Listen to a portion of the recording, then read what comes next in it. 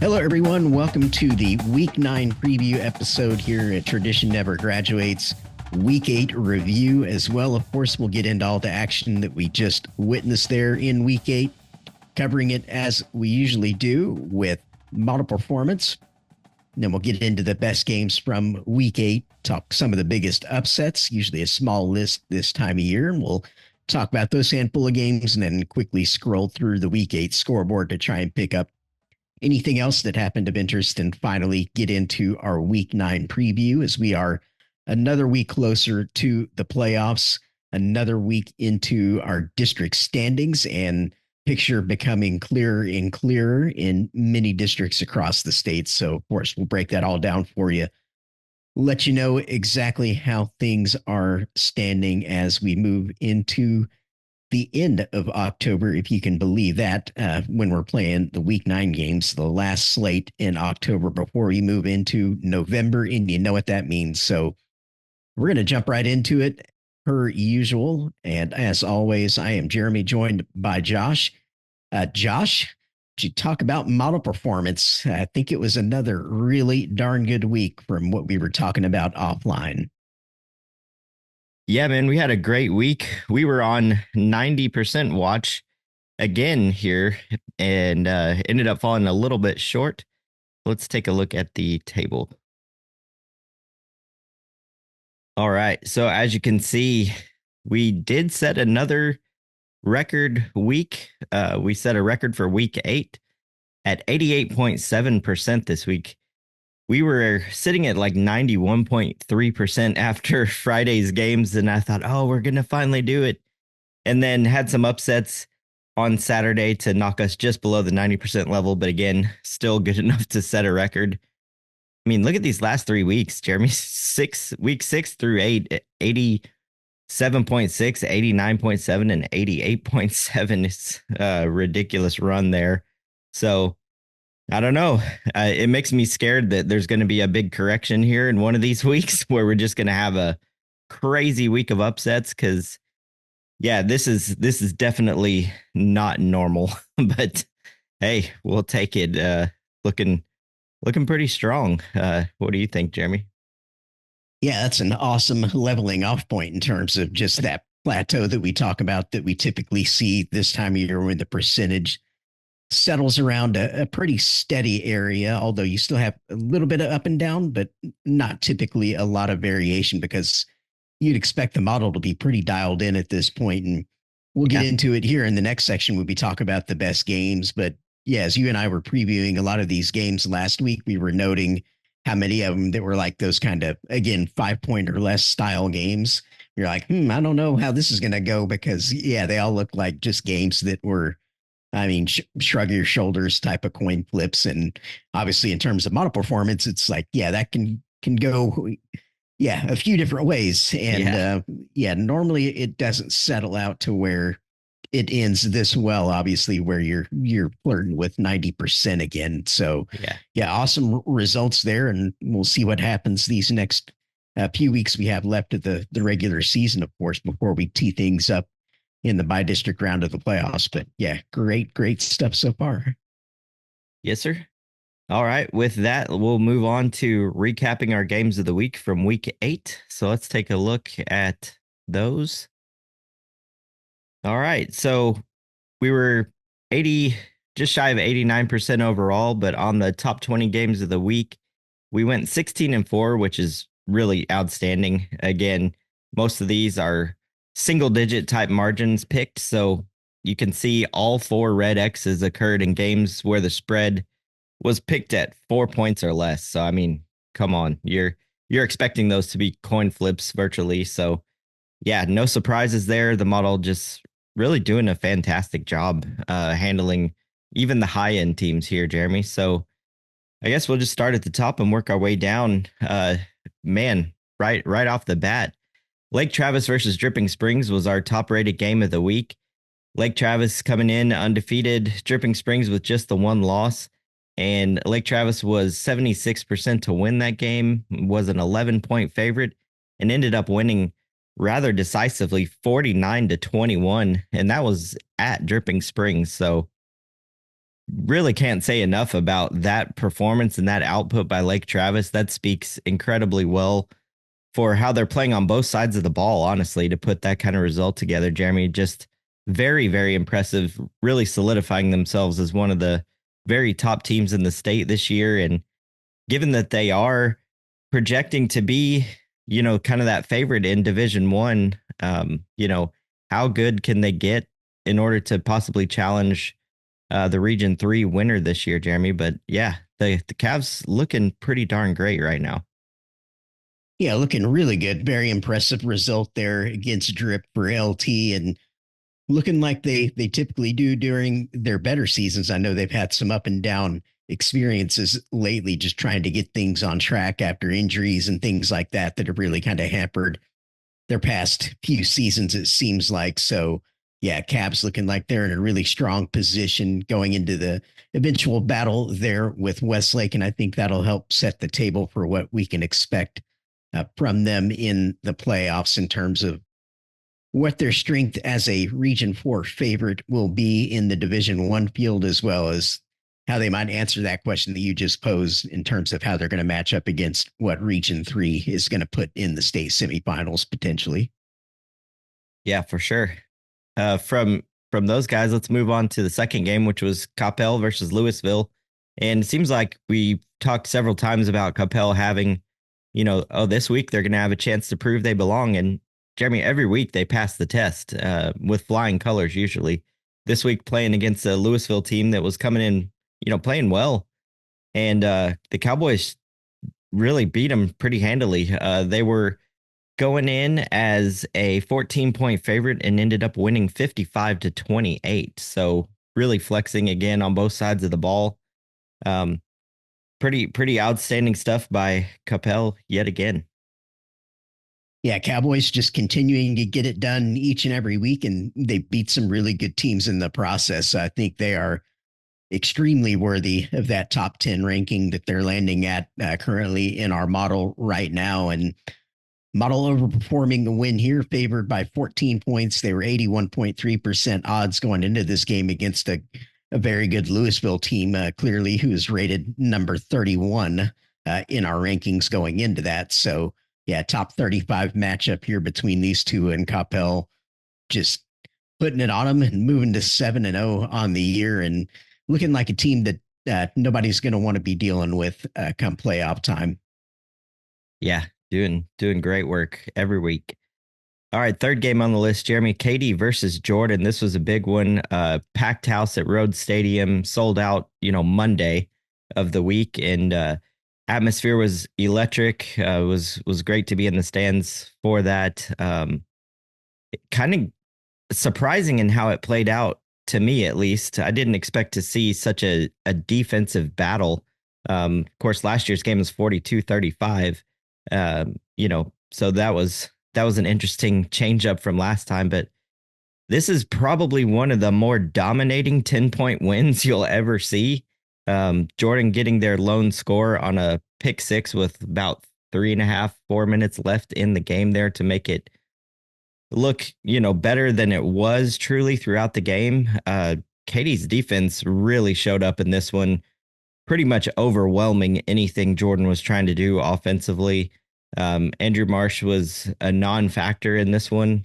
Isaiah McMillan did a fantastic job, pretty much shadowing him all night, covering him, all over the field, and just did great work. Came up with a huge pick on one of the drives, and yeah, it's a great win for Katy. I got to say, on Jordan's side, I was extremely impressed by their defense. Really, really exceeded expectations for what they put on the field and the way they played. So, yeah, Jeremy, thoughts on this game? Yeah, really interesting result. Just seeing the way it played out. Katy jumping out to that 17-0 lead in the second quarter. Looking like they were about to drive the nail in there, but as you just alluded to with that Warrior defense for Jordan, just refused to let Katy kind of run and hide on the scoreboard, which is what it looked like it was about to do there. Yeah. With Katy just completely dominating that Jordan offense really all game long. Katy's biggest advantage here, Josh, watching this one, was the Tiger defensive line against the Warrior offensive line. I mean, that was just a Yeah. complete and total mismatch. And that's what allowed Katie to shut out an offense that has some really good skill players in it. So for the Tigers, encouraging that they've shown signs of having a top level, elite level sort of playoff defense, showing signs of Yeah. this unit really developing since those opening two games in non-district. And the question for Katie moving forward, and they'll get another good test this coming week that yeah, maybe a little spoiler alert for later on, but yeah, just seeing now if Katie's offense can develop alongside the defense enough to where Katie may end up being a threat in Region 3 once the playoffs hit. But yeah, great win for the Tigers. However, it came about there in the second half. They ultimately got it home and in the driver's seat for the 19-6A district title now. Yep, they sure are. Like you said, we'll have more on that later in the show. But yeah, on the Katy offense, I mean, they had been playing really well for most of the year. And this game, again, combination of Jordan, what they were doing, but maybe a little bit of Katy sitting on a lead, feeling great about their defense. But yeah, clearly that unit's going to have to be much better, if they want to go deeper into the playoffs. So we'll see how that progresses. They'll have a lot of chances to kind of work on that over the next few weeks, given the opposition. So good stuff there. All right, to the next one, Jeremy. We actually had a battle of undefeateds going into this game between Conroe and Willis, local next door rivals. Conroe was 6-0 coming in, Willis 7-0. Willis was favored by 10, and the Wildcats just absolutely drummed them. 63-7 was the final for Willis, and a just truly shocking kind of result. I mean, I liked Willis being a fairly heavy favorite, but I can't say I saw 63-7 coming. Yeah, and credit to head coach Miller and his boys for getting this result because they went into Moorhead Stadium, Conroe's home turf, and got this emphatic result in this rivalry game. One of those where the town's empty, and I'll get into the stadium for this one just to see a purple on the Willis side. Then on the Conroe, you got the black and gold over there. So yeah, local bragging rights within Montgomery County, and yeah, Willis just running and hiding on the scoreboard in this one. And year one post Lagway, not bad to be sitting here at 8-0. So again, it's a huge credit to what Coach Trent Miller and his staff are building up there in Willis just in a short amount of time to be able to rebound from losing likely the best player you'll ever have to come back and be sitting here at 8-0 and again in pole position to finish as district champions, given Willis has already beaten the Woodlands. So the Cats looking really good to go into the playoffs unbeaten. So just really great achievement for that program. Yeah, it is. I mean, they had a lot of guys coming back, but like I said, missing a DJ Lagway, you figured there had to be a drop off. And honestly, there hasn't been too much. Jack Emerson, of course, transferred in from Oak Ridge, and he's been a great trigger man for that offense, really distributing the ball and getting it out quickly to those playmakers and letting them work. So, yeah. Yep. And Phenomenal. just to underline this really quick for the listeners and viewers before we move on, Willis was favored by 10 points, according to the model, 74.4%. So the model had this within the realm of possibility for Conroe. So for Willis to go in and win by 56, humongous overperformance against the model. So I just wanted to highlight that. I mean, this wasn't supposed to be, according to our model, a walk in the park for Willis. No, a very, very good point there. Speaking of games that weren't expected to be blowouts, let's go to the next one here between Cy Springs and Cy Woods. This is one we've had our eye on for several weeks just because Springs was the team coming in we expected to do really well. And Woods, meanwhile, was just kind of like floating in the background there every week. They kept winning.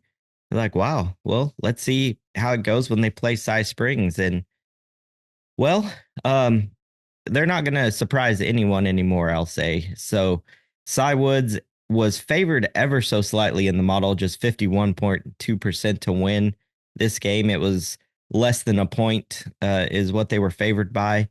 But the Wildcats go out and win 44-14 against Cy Springs, Jeremy. What a result for those guys. Yeah, outstanding result for Springs. And we were kind of wondering about how this would go because if I remember correctly, Cy Woods had a bit of an underperformance against the model last week. I think only winning by about 10 points or so when they were expected to do a little bit better than that in a lower scoring game.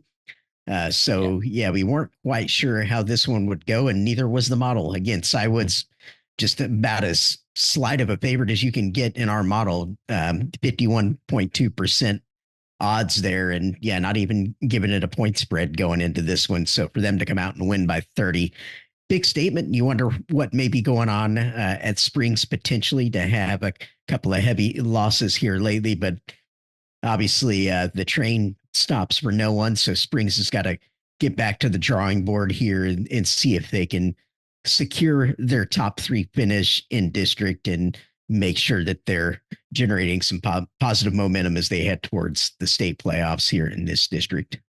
Yep, definitely. Um, Speaking of another Springs, Jeremy, Clear Springs battled Clear Falls this week. That was a game that the model had Clear Springs favored by 6, and they ended up winning 27-10 over Clear Falls. So fairly decisive win for them as well. The Chargers, just one of those teams that's solid every single year, it seems like. Yeah, they are. They're just kind of right where they need to be each year and do a great job of maximizing their available talents. So big win for Springs to come in and get this one and put themselves in a great position there atop that district, along with the likes of Dickinson and Deer Park there as we go into the stretch run, proven to be a really competitive district there in Southeast Houston. So, yeah, outstanding result for the Chargers to get that one over a Clear Falls program that's shown a lot of promising signs early on in their history as well. Yep, absolutely. All right. The next one on the board was Cedar Hill versus Waxahachie. This was a chance potentially for Cedar Hill to jump back into the mix. They're already down, having lost to Lancaster, so they needed to beat somebody up in the top 4 projected. And playing Waxahachie, the computer only had Cedar Hill as a 7-point underdog. So would it be an opportunity? Yeah, it looked like it was, but Waxahachie ended up getting the win 24-13, basically solidifying their place as a projected playoff team and really just keeping Cedar Hill at arm's length and still kind of outside on the outside looking in. So another good confirming win for the Indians. Yeah, huge win for Waxahachie to get this one and make sure they don't slip on any banana peels. And it also helps out Lancaster a lot as well and helps solidify where they're sitting Yeah. currently in fourth place in that district or projected to be fourth place. So, huge game with regard to helping solidify the playoff picture in 11-6A. Yep. All right. The next one to talk about was another one we've been looking forward to for a while. Cy-Fair versus Stratford. So Stratford coming in with the high flying offense, and Cy-Fair, who had been improving since their early season struggles, who would come out on top. The computer had Stratford as a 4-point favorite, so it figured it to be a good one. And in the end, it's the Bobcats, Jeremy, getting the win 31-24, basically holding on to their place, their normal spot, if you will, on top of the district. So they look poised now to finish out as district champs yet again. Yeah, Cy-Fair, really impressive win. Stratford would have been the favored team on paper to win this district coming into the season. So for the Bobcats to come out here and snag that win over what's been a really high flying Stratford team. I mean, they came into this, Josh, they're averaging 56 points a game on offense. Good night. Yeah. That's a lot of scoring. So for Cy-Fair to find a way to keep the score down in an area where they could manage it and give themselves a chance to win the game is really impressive. And yeah, we've seen signs from Cy-Fair's slow start, but they've really rounded into form here in the regular season. So it speaks to being a well coached program after graduating the number of seniors that they did a year ago to kind Yeah. of slow and steady this year. They've just been kind of building and getting a lot of these new guys up to speed, and they picked it up pretty quick. Yeah, they did. It's like you want to count them out, but then every year they're right there. So not that you want to count them out, but they look like maybe they're not going to be as good, but they turn around and they're right there again. They're going to be a tough out in the playoffs yet again. All right, the next one on the board. Speaking of a team that is always there, Jeremy, and always finds a way to be in the mix and be difficult to beat. Klein Collins versus Magnolia was the next game on the board. Magnolia Bulldogs were a 4-point favorite, 61% to win. And Jeremy, this was a game that Collins absolutely had to have to keep their playoff hopes alive. You know, they surprisingly struggled early in this year, but Jeremy, the Tigers get it done 31-28. Really outstanding win for Collins and puts them in a really nice spot actually down the stretch here to keep their run of making the playoffs intact. Yeah, Collins has just really had to fight its tails off this year, being 4-4 overall with their record, and just credit to them and what they've been able to do to just keep themselves in it this year, and a win that they absolutely had to have if they wanted to maintain any hope whatsoever of getting into the playoffs from this district. As Josh will scroll there now down to that district that we are huge fans of there, 15-6A, extremely competitive. And yeah, you see what that has done to the percentages. So last week, Magnolia, just to give you an idea for what's flipped here, Magnolia was an 85.3% percentage chance of getting into the or getting to the threshold that they needed to get in the playoffs, whereas Collins was 42.2%. So you see the flip that's happened now. Magnolia, they obviously still have a decent shot there, 71.3%. And then Collins has jumped all the way to 90.4% to reach the threshold. But look at their projected finish with the records there, Josh. Got Yeah, Collins that's and the key. Magnolia now projected, finish 5-3 apiece. So you know what that means in terms of the head-to-head result that we now have. So Collins now a leg up to get the fourth playoff spot. The Bulldogs currently on the outside looking in, according to the projections. Yeah, they are, because what this is telling us is if things go as the model suggests, over Collins only has 2 games left, so that makes it even more difficult for Magnolia. And I looked at the schedule. Basically, if Collins beats Klein Forest, which they're going to be pretty heavily favored to do so, they're essentially going to be in no matter what. Because uh, even if they lose to Klein Kane, which is projected to happen, they're still going to end at that 5-3, and Magnolia is going to have to, you know, basically upset somebody down the stretch to leapfrog them. So Collins is in fabulous shape. If you end with the same record and you have the head-to-head advantage, yeah, you're looking good. So that's, again, that just shows what a huge win that was for Collins. All right, the next few, I almost think we could just go through the district results, but we can keep on going down through here. Um, The next one on the board, Jeremy, was Humble versus CE King. This one looked like it might be an opportunity for Humble to jump into the mix, but CE King was just too much.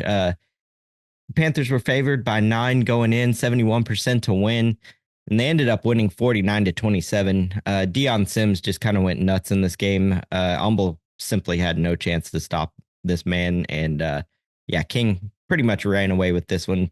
There wasn't a whole lot of drama here, you know, beyond the second quarter or so.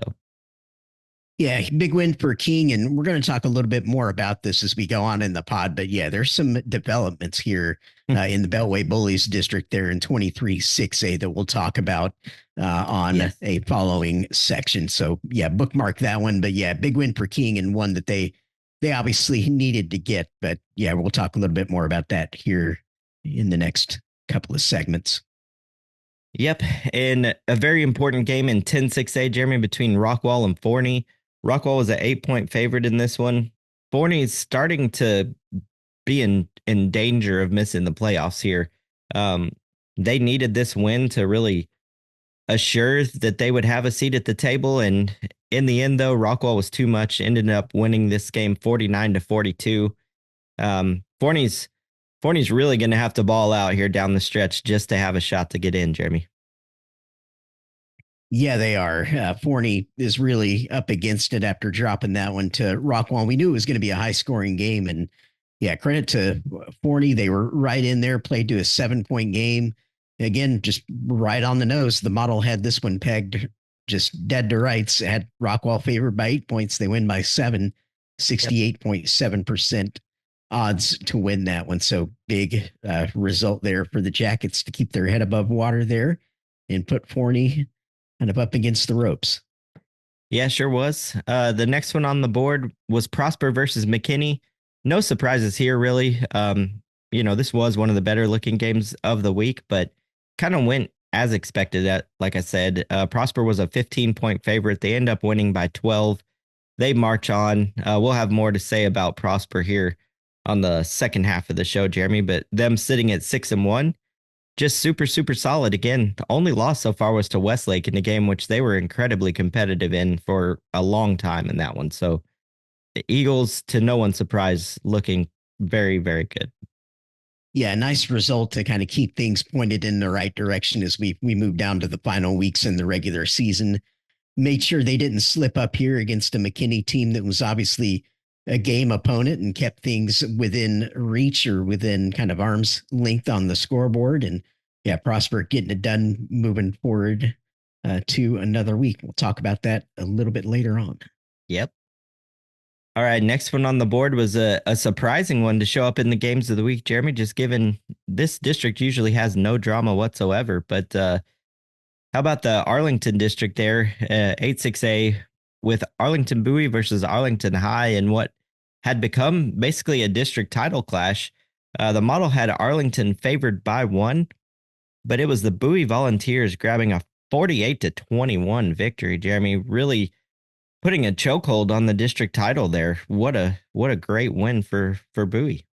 Yeah, emphatic for the Vols here to get this one. Bowie kind of rewinding the clock back a little bit to when Yeah. their program, I believe, kind of in the 2000s timeframe when they kind of came onto the scene and made themselves a little bit known, or at least around that DFW area and a little bit in the state as well when they had some better teams. But been a minute since we've heard from this program. So for them to rebound this year in the manner they have and put together this type of season, which now has them very firmly in that pole position for securing a district title now out of 8-6A. So credit to the Vols there for going out and just leaving no doubt, as we say, on the field and getting a absolutely massive result. And Josh, the other kind of key bit about that win is it locks in Bowie as the top seed in Division Two from this district. So Arlington will actually be the second seed.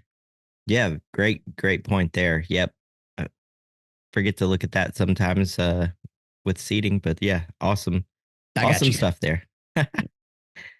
Next game, Jeremy, was another one where we had a potential for, a new district champion, if you will. Heights versus Lamar, the clearly two best teams in 18-6A squaring off. The model had Lamar only as a 5-point favorite, just kind of given their regression this year. It looked like a great opportunity for the Heights Bulldogs to maybe come up and grab a district title, but Lamar was having none of that and ended up winning 34-20 in that one, Jeremy. Yeah, good result for Lamar there in a year where it does look like they're more vulnerable than they have been for most of the last kind of 20 plus years as a program when they're usually clearly the best team there in HISD. But this year you've got Heights, and now what it does is it leaves Bel Air is the only challenge that's kind of, or the only hurdle left for Lamar to overcome there. Bel Air, the only other team in HISD currently sitting undefeated in that district in 18-6A. So yeah, Texans will have one more kind of local rival or traditional rival to overcome there in Bel Air before they can celebrate just yet. So yep, big win for the Texans. Yes, it was. The next one kind of falls in that same category as the Prosper game we mentioned a minute ago. Not a huge surprise here, but just another really outstanding performance by a top rated team. So Geyer coming in number 13, 5-2, was playing FM Marcus, who was 4-2. And sorry, Geyer was 5-1. Marcus was 4-2. Geyer was favored by 20. So this one barely kind of made the cut for this game. or for this list, but rightfully so. Marcus and Geyer is always good TV, but in this one, Geyer won 42-13. So kind of like Capel above, with their win over Louisville. This is just another data point showing, hey, Geyer's for real. This is a really high quality football team. Yeah, they are, and they proved that in that back and forth tussle they had with Capel a week or so, Yep. or a couple of weeks back now, where they went toe to toe with Capel, who we talked about obviously a little bit earlier on, who's remaining undefeated there. So no surprise the Wildcats able to go out here and just take care of business in emphatic fashion over Marcus and yeah, perform not only to the expectation as far as our model goes, but above it even to the tune of 9 points over what they were expected to do. I believe if my math is right. Yeah, very good. Yes, sir. The next game kind of falls in a similar category, Jeremy. It's so nice when teams like Geyer and like the Woodlands, who we're about to talk about, just shows consistency every week, right? When you have teams that look like they're good teams and they play like that week in and week out, it gives you a great feeling about not only about where the model has them, but just where they are as a team. And my gosh, the Woodlands falls into that category for sure. They were playing their local rivals, College Park, in a game. They were favored by 16. So, I mean, they were clearly the team anyone would expect to win this one, but they won 66-20, Jeremy. Jack Dalton went absolutely nuts. I think I saw that he had 230 yards rushing from the quarterback position. So, again, I know maybe Matoyer was big time recruit, rightfully so, but in some ways, it seems like Dalton makes this offense even more dangerous, Jeremy. I don't know if that's going too far, but I've been so impressed with how he's played this year. No, I think they are across the board just with the pieces they have. Just a kind of a track relay team on the offense, just big play waiting to happen at any moment. So when you watch this Woodlands team play, you're just kind of holding your breath because they can break one through about kind of four guys really in the offense they've got that are just very explosive kind of playmakers. And again, the lone loss they have is to Willis, who we just talked about a couple Yeah. of minutes ago, who's sitting there at 8-0. So the Highlanders, it's like we kind of know exactly what they are this year. They're a team that is very explosive on offense and capable of putting huge point totals up. And but yeah, obviously, come the state playoffs, there are going to be some elevated challenges that come with that. They've obviously had to deal with Duncanville in like each of the last three seasons, I believe now. So that's really the only thing you look at in terms of the macro scale of the season in terms of where they're building. But yeah, as far as what they are putting on the field for this district and locally in the context of the greater Houston area, just a very, very good football team. Yeah, they really are. They're probably going to run in Duncanville again. And I mean, well, they'll have another roadblock before they get there too. They're looking like they might face a Klein Kane in round 2, which how good would that be? But getting ahead of ourselves a little bit there. All right, next game on the board here was Wolford Friendship versus Midland Legacy. And man, talk about a team that can put points on the board. Friendship just keeps on every week, Jeremy, just lighting up scoreboards and winning close shootouts. This week, 51-48 over Midland Legacy. Legacy was actually favored by 4. Friendship gets the win by 3, setting them up in great position there in the absolutely wild 2-6A. Yeah, this one was very on brand for what we expect from 2-6A here with the score. We talked about it on the episode last week that we expected it to go nuts on the scoreboard, and it did. So, yeah, good to see that they're still very much who they are in this district with the point totals. And if you pull up our district standings on the website, you'll see exactly that when you go down that column for the points scored in this district. It's pretty insane where these teams are all at in that category. There's only one team that's under 36 points per game, which is oddly enough Legacy. They're averaging 29 coming into this game. They're averaging 29 points per game. So they give themselves a little bit of a boost there. Friendship had come in averaging nearly 53 points a game. So they were pretty much bang on the money for what they have been throughout every week so far this season. So now Friendship is up there alongside Permian there at the top of the district in terms of keeping pace there for a district title. Yeah, and let me just double check something here. Yeah, no, I was looking to see. Never mind, scratch that. But yeah, Legacy being the lowest scoring team in the district is kind of funny, just because they've for so long been the leading scoring team in the district, right? So yeah, it's kind of wild to see how that's progressed. You can see how they're struggling on defense and just kind of how that game would have turned out like it did, right? I mean, even throwing out any of our kind of second level stats, if you will, if you just look at straight points per game and points allowed, you could see where this one was headed. So, yeah, good stuff. All right, last few games here on the list for the top 20 games of week 8. The next one was Richardson Berkner versus Lake Highlands, a great rivalry game there. Uh, Lake Highlands was favored by 4. They ended up winning by 6.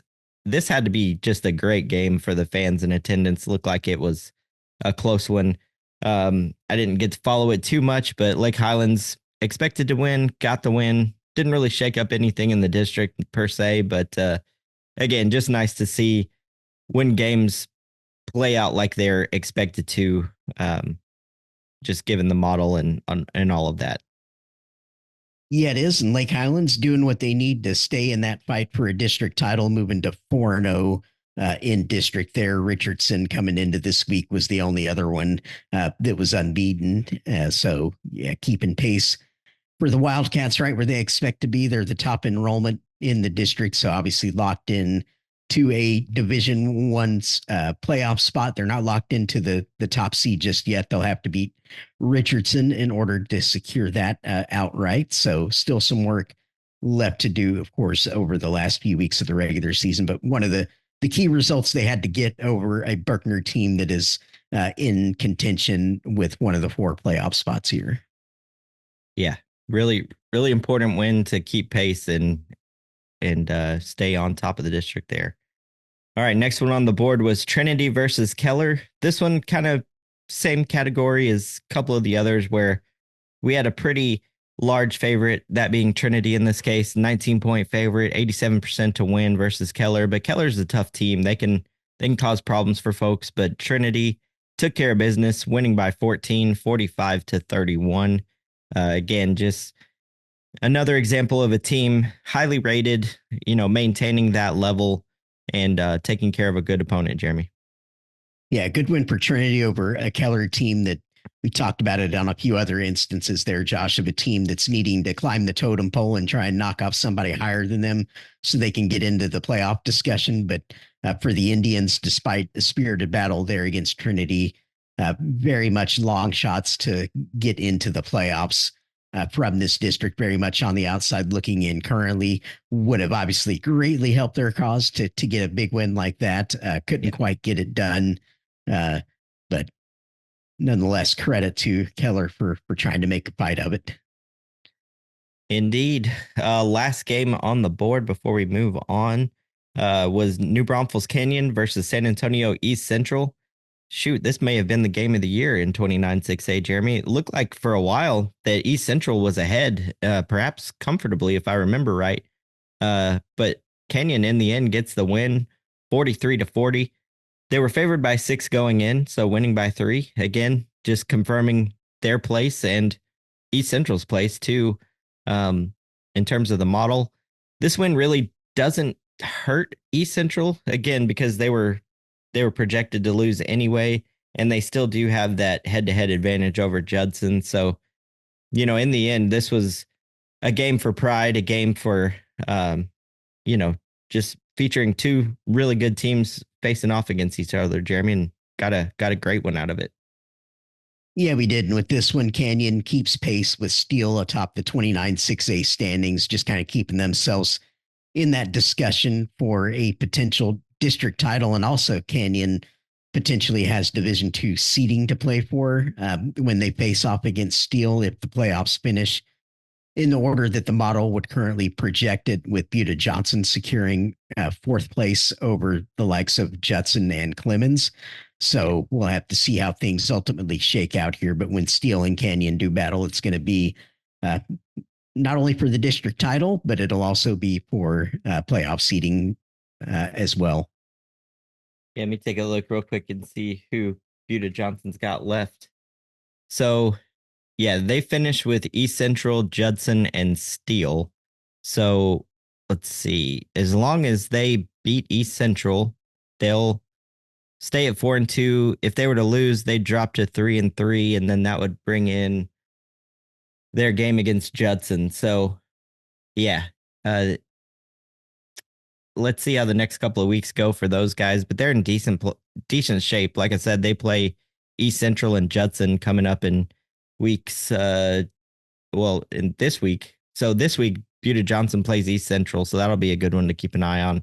And then the week following, they play Judson. So really important week, a couple of weeks for the Jaguars. All right. Well, that does us for the top 20 games of week 8. Let's just take a quick look at the biggest upsets on the board. There was a couple of surprising ones here, Jeremy. First of all, Clark versus Brandeis. Wow. Brandeis was favored by 20, 88% to win, but Clark flips the table on him, winning 17-7. That one really kind of came out of nowhere, but should we know better with this district? Yeah, probably. We should expect surprises here. It seems like every year one of the teams kind of deeper in the pile in terms of the standings always jumps up and gets somebody, Jeremy. Yeah, these are always interesting to look at just in terms of where they're occurring with the teams. And generally, what we see is they're often occurring in this part of the rankings, Josh, that kind of 70 to 100 plus in the rankings. Yeah. Where more volatility. You're dealing with teams that, yeah, they're kind of around that 500 mark in terms of the record, or maybe it's like a 2-5 team against another 2-5 team, or one win against one win, kind of that sort of deal. Yeah. Where I think the interesting thing to look at in terms of the model here, I believe there was about a 300 gap in the ELO between these two teams going in, which gave Brandeis, I think, their big favorite tag in this one going in. And not sure how far Brandeis, I think, yeah, they would have come pretty far back to the pack as an adjustment to that. But yeah, going in, they were about a 300, roughly 300 plus on the ELO. So yeah, I'd be curious to look into that a little bit further, just to see why there was that separation. Because when I look at the teams in this district, just from my human perspective, I'm like, unless it's like a Johnson or a team like that, that's kind of shown through results that they're kind of clearly above the rest of the pack, I would think the others, at least behind maybe the top one or two, would be more tightly packed, I guess. So that would be an interesting thing to kind of dive deeper into in terms of just like from the nerdy model calibration perspective. Like, yeah, where did we miss? Or how did it miss on that one? But yeah, I think your initial kind of point about the range of where these type of results end up happening is a good one. Typically teams in that part of the standings are more up and down throughout the season. They haven't established a consistent playing level. So you don't know what you're going to get week to week necessarily. I think that right there pretty much explains it. But look at what this win for Clark did to the standings. All of a sudden, you've got this projected logjam here from 3rd through 5th, where you've got all three of Churchill, Brandeis, and Clark projected to finish 4 and 3 in the standings. And, Clark, even with the win, they still look like they might be on the losing end of this 3-way tiebreaker if it ends this way, just based on the point differentials between the three teams. They've all played each other at this point. So if it does finish this way, it looks like Brandeis and Churchill would be the winners in terms of the positive points tiebreaker here, Jeremy. All right, the next upset on the board, and goodness me, we talked about Martin last week losing their share of the district title, that they've won seemingly every year. Now, Jeremy, with this loss against Haltom, they're in danger of not even making the playoffs. I can't even believe we're we're at that point. But that's where we are. What a great win for Haltom. The Buffaloes were 17-point underdogs, only 14% to win, and they won 56-48. Wow, what a win for Haltom. Yeah, huge win for Haltom. And yeah, Martin obviously having a really tough go of it this year with that losing record, and obviously not looking like a team that's going to be going to the state playoffs at this point. I'm looking at 8-6A now, which you pulled up on the screen, of course, for us. And you look at kind of what Yeah, that's done for Haltom's prospects here, Josh. So yeah, that flip now where they're very much in the driver's seat for the fourth playoff position they are. from this district. And they're also grabbing, essentially taking Martin's Division 1 seed as well with that win, given that Haltom enrollment wise is bigger than both Bowie and Arlington High, so they'd be in there with SGP for the Division 1 seeds from this district currently. So yeah, Yeah. massive kind of season defining result there in terms of how the playoffs are likely going to shake out here. Yeah, you look at those projected standings, Martin, even being on the wrong end of the head to head result, they're also projected to finish a game behind Haltom. Yeah. So what that means effectively is you got to look at who Haltom's got left, right? So they're sitting at 3 wins. To get to 4, all they're going to have to do is beat Sam Houston. Uh, You'd figure they would get that done. So for Martin, that means they're going to have to beat 2 teams currently ahead of them in order to make up what's effectively a 2-game gap, right? Because they can't finish tied with Haltom. They'd lose out on head to head. So they gotta make up 2 games in 3. And yeah, it's a lot to ask. Not they can't do it, but yeah, they're definitely on the outside looking in right now. Just a pretty wild development there. All right, another just huge upset I didn't see coming was Aldine Davis, Jeremy, beating Aldine Nimitz. Wow. Nimitz was a 15-point favorite, 82.6% to win, but it's Davis winning 47-42. When I saw this result, I was like, holy cow, is that right? And, I thought back to that first week of the season, Jeremy, when Davis really challenged Willis. They're the only team who has challenged Willis, strangely enough. And, you know what? Maybe they're pretty darn good after all. Yeah, Davis is an interesting team. They kind of remind me a little bit of some past Hastings and Elsick teams out of A-Leaf, to where their talent level is much greater than what their record typically shows. They've got some players in that part of town and just in their zone that come in there. So you always know when you face Davis that you're going to be playing some talented football players in there. And yeah, they turned it on here in this game, playing Nimitz there, kind of cross Aldine rivals, if you will. Nimitz is located over by Intercontinental Airport on the north side of town, and Davis is on the opposite side of on the west side of I-45 from where Nimitz is over by the airport. So kind of cross the Greens Point area, those two do in battle. And Josh, pull up these district standings because it's worth pointing out what this did for Davis. This is one of those climb the ladder games that we talk about a lot when you have these teams that are sitting in that kind of fifth place spot or fourth place position going into a game. Look at that. Yeah. So Davis, yeah, they were kind of hovering there in that fourth and fifth slot going into that, but now they've basically locked a playoff spot because they were able to jump that ladder and get a result over what's been a good Nimitz team, a very good Nimitz team this year. Yeah, exactly right. They're sitting very, very pretty. Now it's putting the pressure on Nimitz essentially to hold on to that fourth playoff spot. They're projected to finish a game ahead of Spring, and those two play in week 10. So again, instead of Nimitz being, the comfortable ones, maybe with a game in hand, if you will, now they've really got to make sure they take care of business against Spring, or they're out of the playoffs. So yeah, huge, huge win there for Davis. All right. Going on to the next one. Jeremy, surprising on the model, maybe record wise, it was just a factor of the model not quite catching up to New Caney's. falling stock here, but New Caney was a 13-point favorite, even as a winless team over Caney Creek, who's obviously struggled. But Caney Creek gets a double-digit win there, 35-21. So good on Caney Creek for getting a decisive victory there.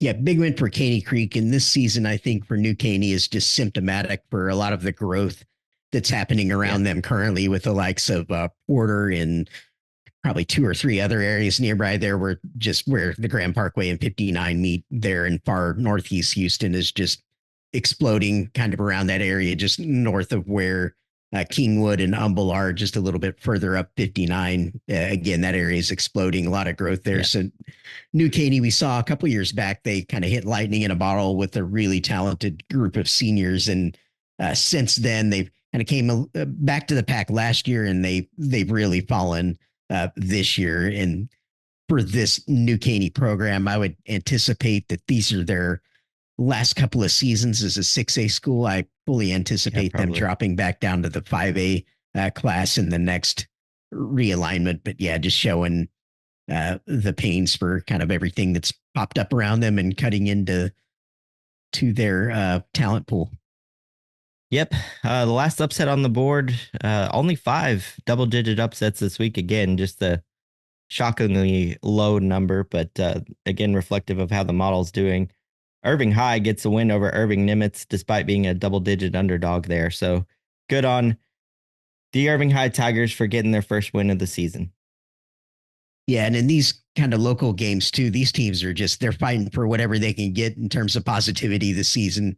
Yep. Obviously, Nimitz coming in with just the one win, Irving no win, so they're like, we got to get something out of this year. So they're like, this is going to be our game to remember. So credit for Irving High for getting that win that I'm sure none of those boys will ever forget. Getting a 2-point win over one of their crosstown rivals, so that's got to feel good for them because yeah, football is just one of those sports. A lot of work goes into it. So, Yeah. all these programs are just working extremely hard. And when you're not getting the results on the field on Friday night, it's really hard to want to keep showing up and getting after it. But games like this are why you do that. So, full credit to Irving High and their program for getting one on the board this year and for working hard for it.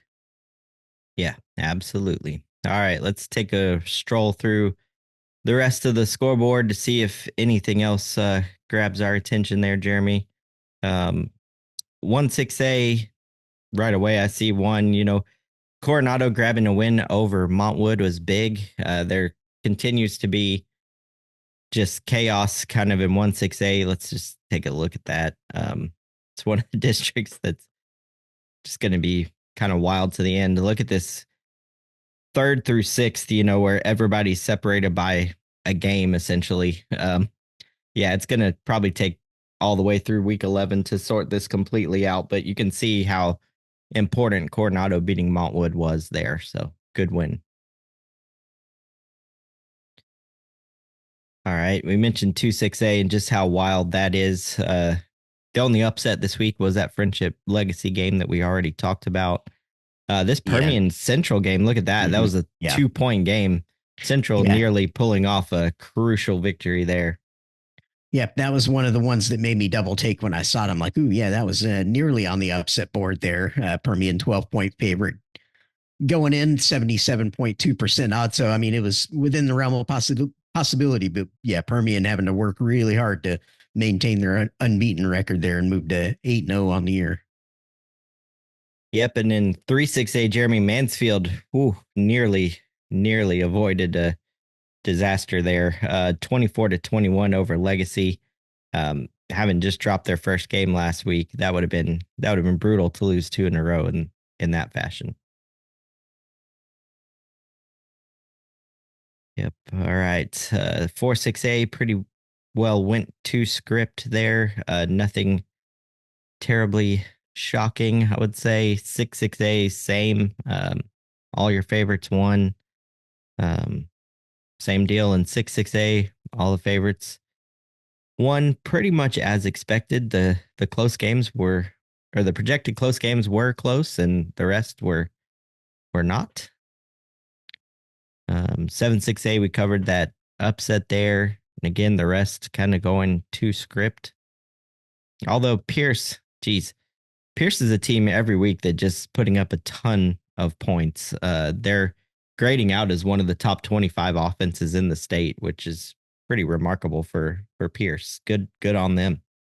Yep. And a nice overperformance, too. The model had that one as almost kind of in coin flip territory there, just favored 61.7% in the model, 5 point favorites, and they go out and win by 23 over one Yeah. of the other contending teams for the district title in that district. So big win for Pierce to get up on the board.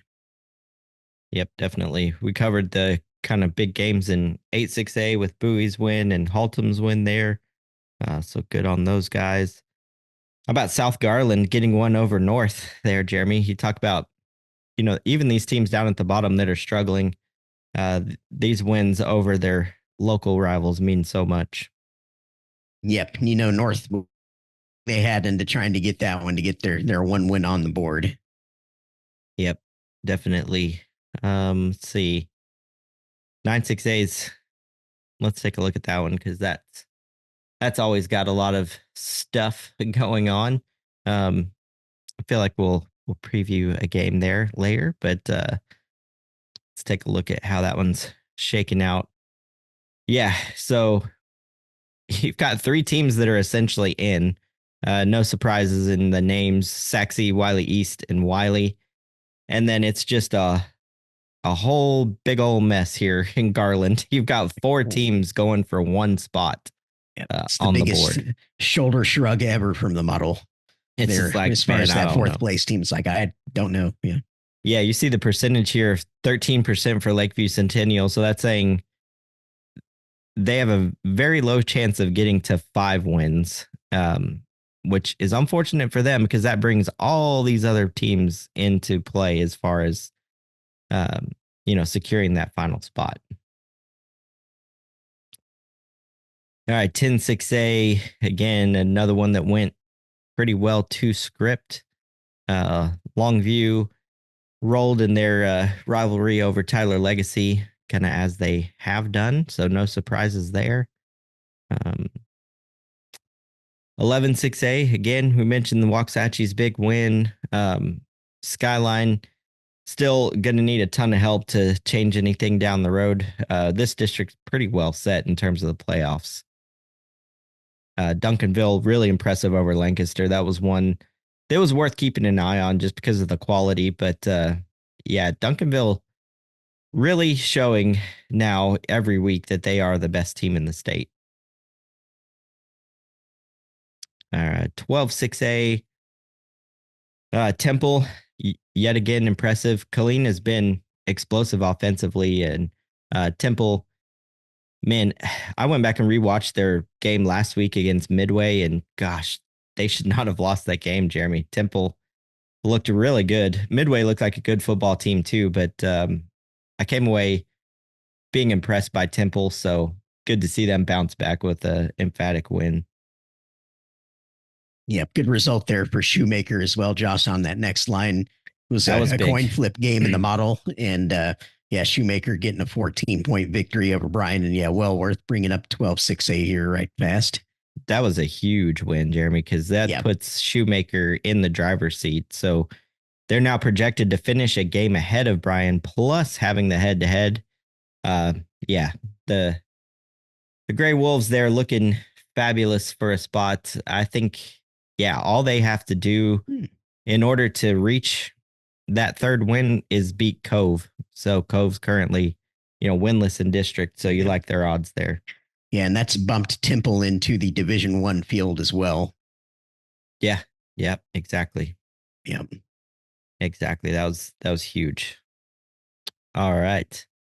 13-6A. We covered a couple of those games. Grand Oaks got an important win there to keep pace over Oak Ridge. So that was good. We covered 14-6A for the most part with, Davis beating Nimitz. Everything else went as planned. 15-6A is important to keep an eye on every week. Klein Oak maintains their great momentum going forward.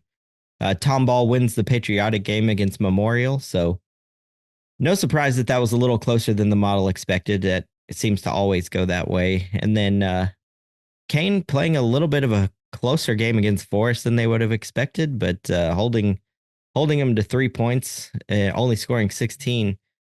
It's an interesting result, Jeremy.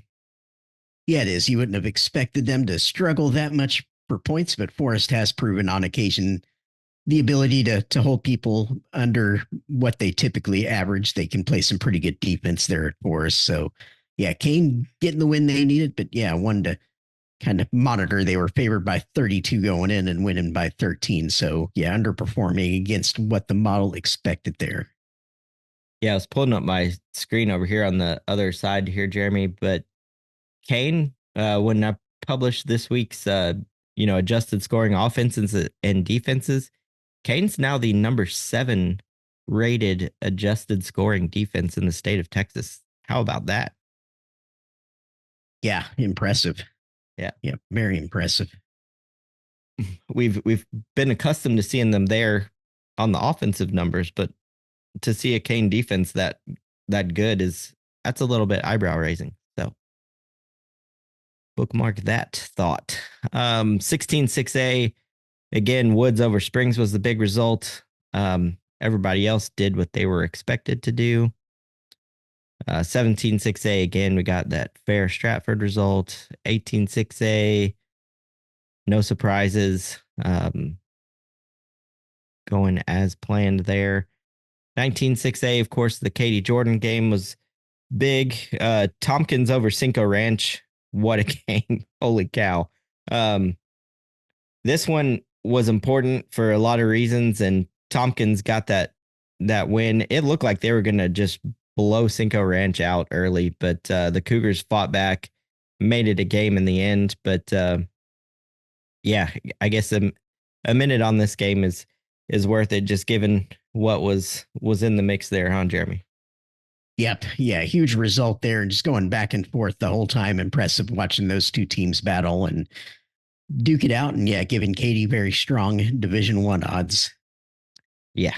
Yep. Definitely. The last kind of, I guess, thing we were watching was the Seven Lakes Pato game, because Seven Lakes was, once the Cinco Tompkins result came into focus, then yeah, it was pretty strong for Katie to go D1. Seven Lakes could have maybe caused a little bit of drama if they were able to beat Pato, but yeah, Pato continues to play just outstanding football. So again, bookmark that thought as we head into week 9. 26A, Jeremy, all chalk there. Absolutely no surprises. Same with 21-6A. Your 4 projected playoff teams won against the 4 teams not projected to be in. 22-6A and 23, same story. But Jeremy, we got to talk for a second about 23-6A, because we almost had the upset of the season, possibly longer, as Kingwood, of all teams, went toe-to-toe with Atascocita in a shootout, lost by a single point because they missed an extra point in the end of the game there, Jeremy. What in the heck happened here?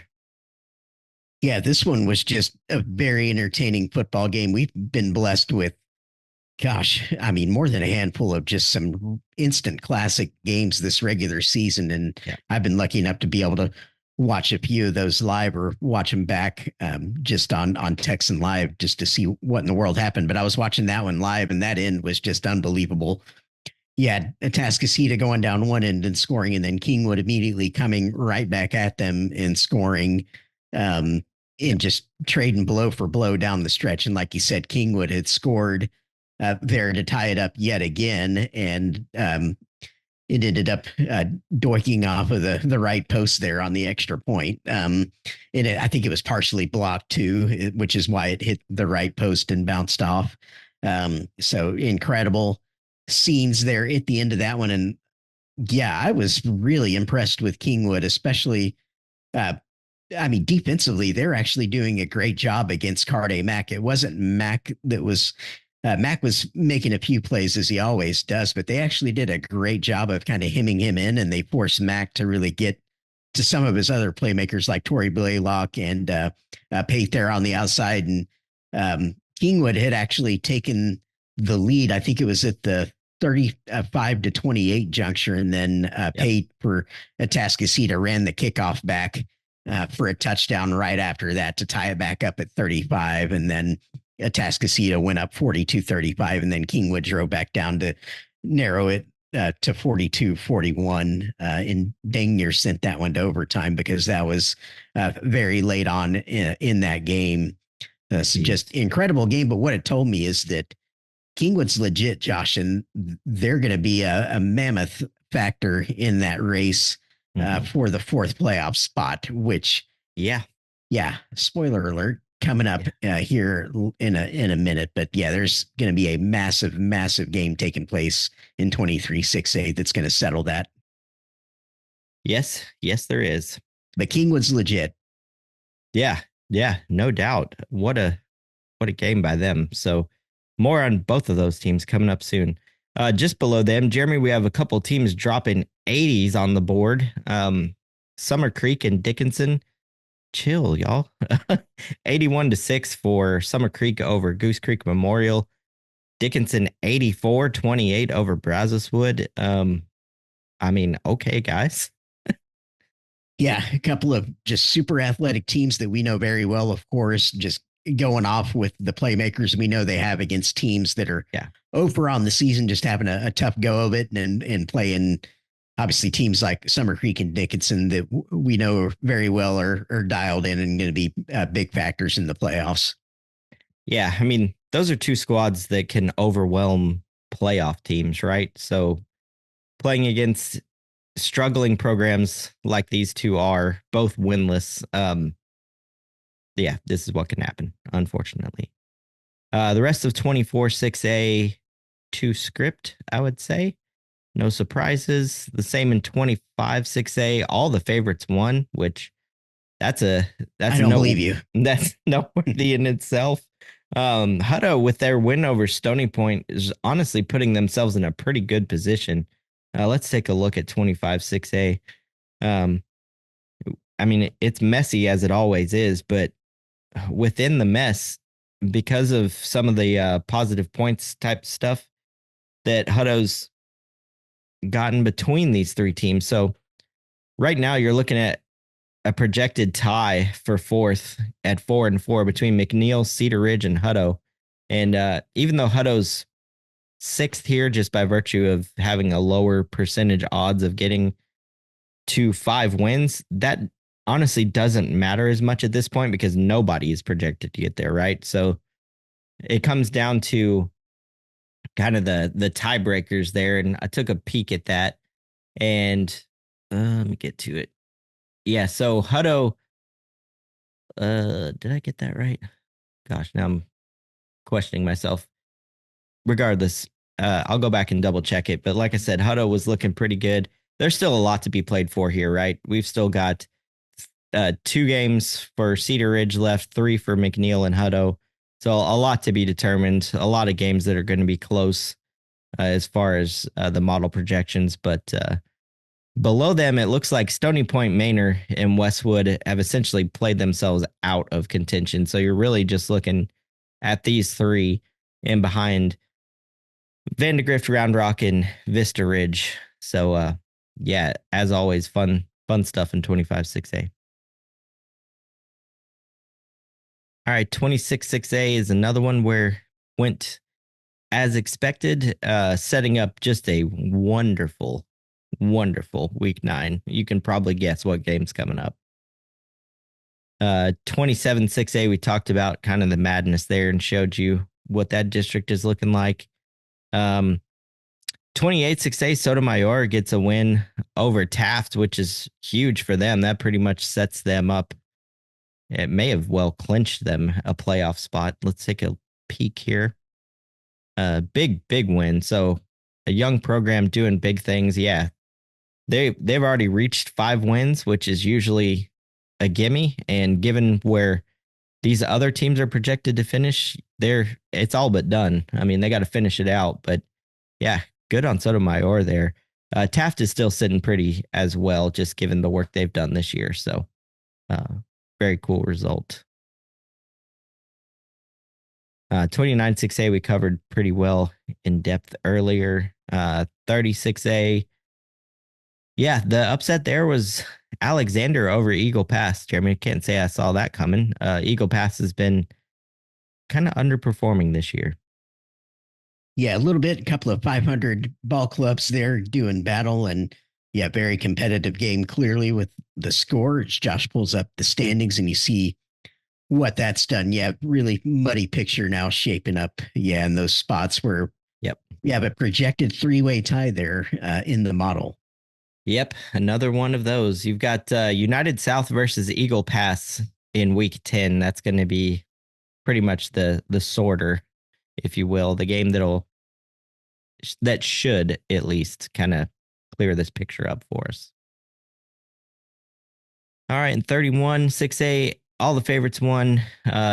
Same in 32. So that pretty much takes us through in detail here, week 8 and the outcomes. So, Jeremy, why don't you take us through the new top 100 now with all of that?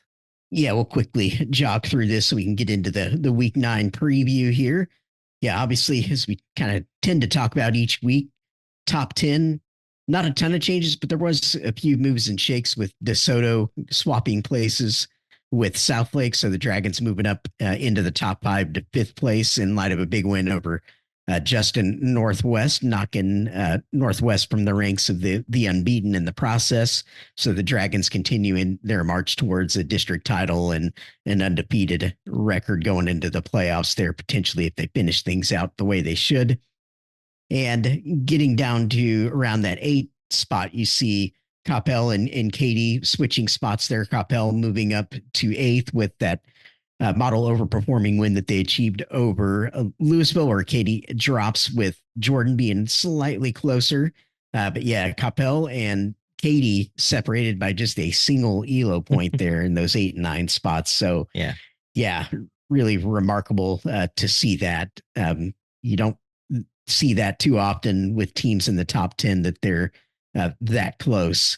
Lake Travis moving up 2 spots, so they are now in the top 10 in light of that big win over Drip. And of course, look at that right-hand column, the granddaddy of them all coming up here in week 9, playing against Westlake. And then likewise, yeah, at Summer Creek, just minor drop down to 11. Allen, kind of same thing, even though they were hugely impressive once again. And again, right-hand column, Allen v. Prosper coming up. We'll talk about that here in the next segment.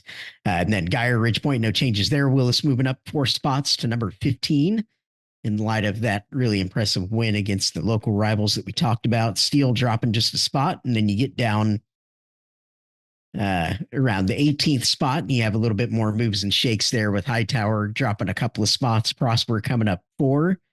And again, some swapping of places really is kind of what's happening there below with the likes of Kane, Trinity, Westfield, Vandy, the Woodlands, Longview, and then Waxahachie recovering a little bit of rank there, moving up 4 spots with that win over Cedar Hill.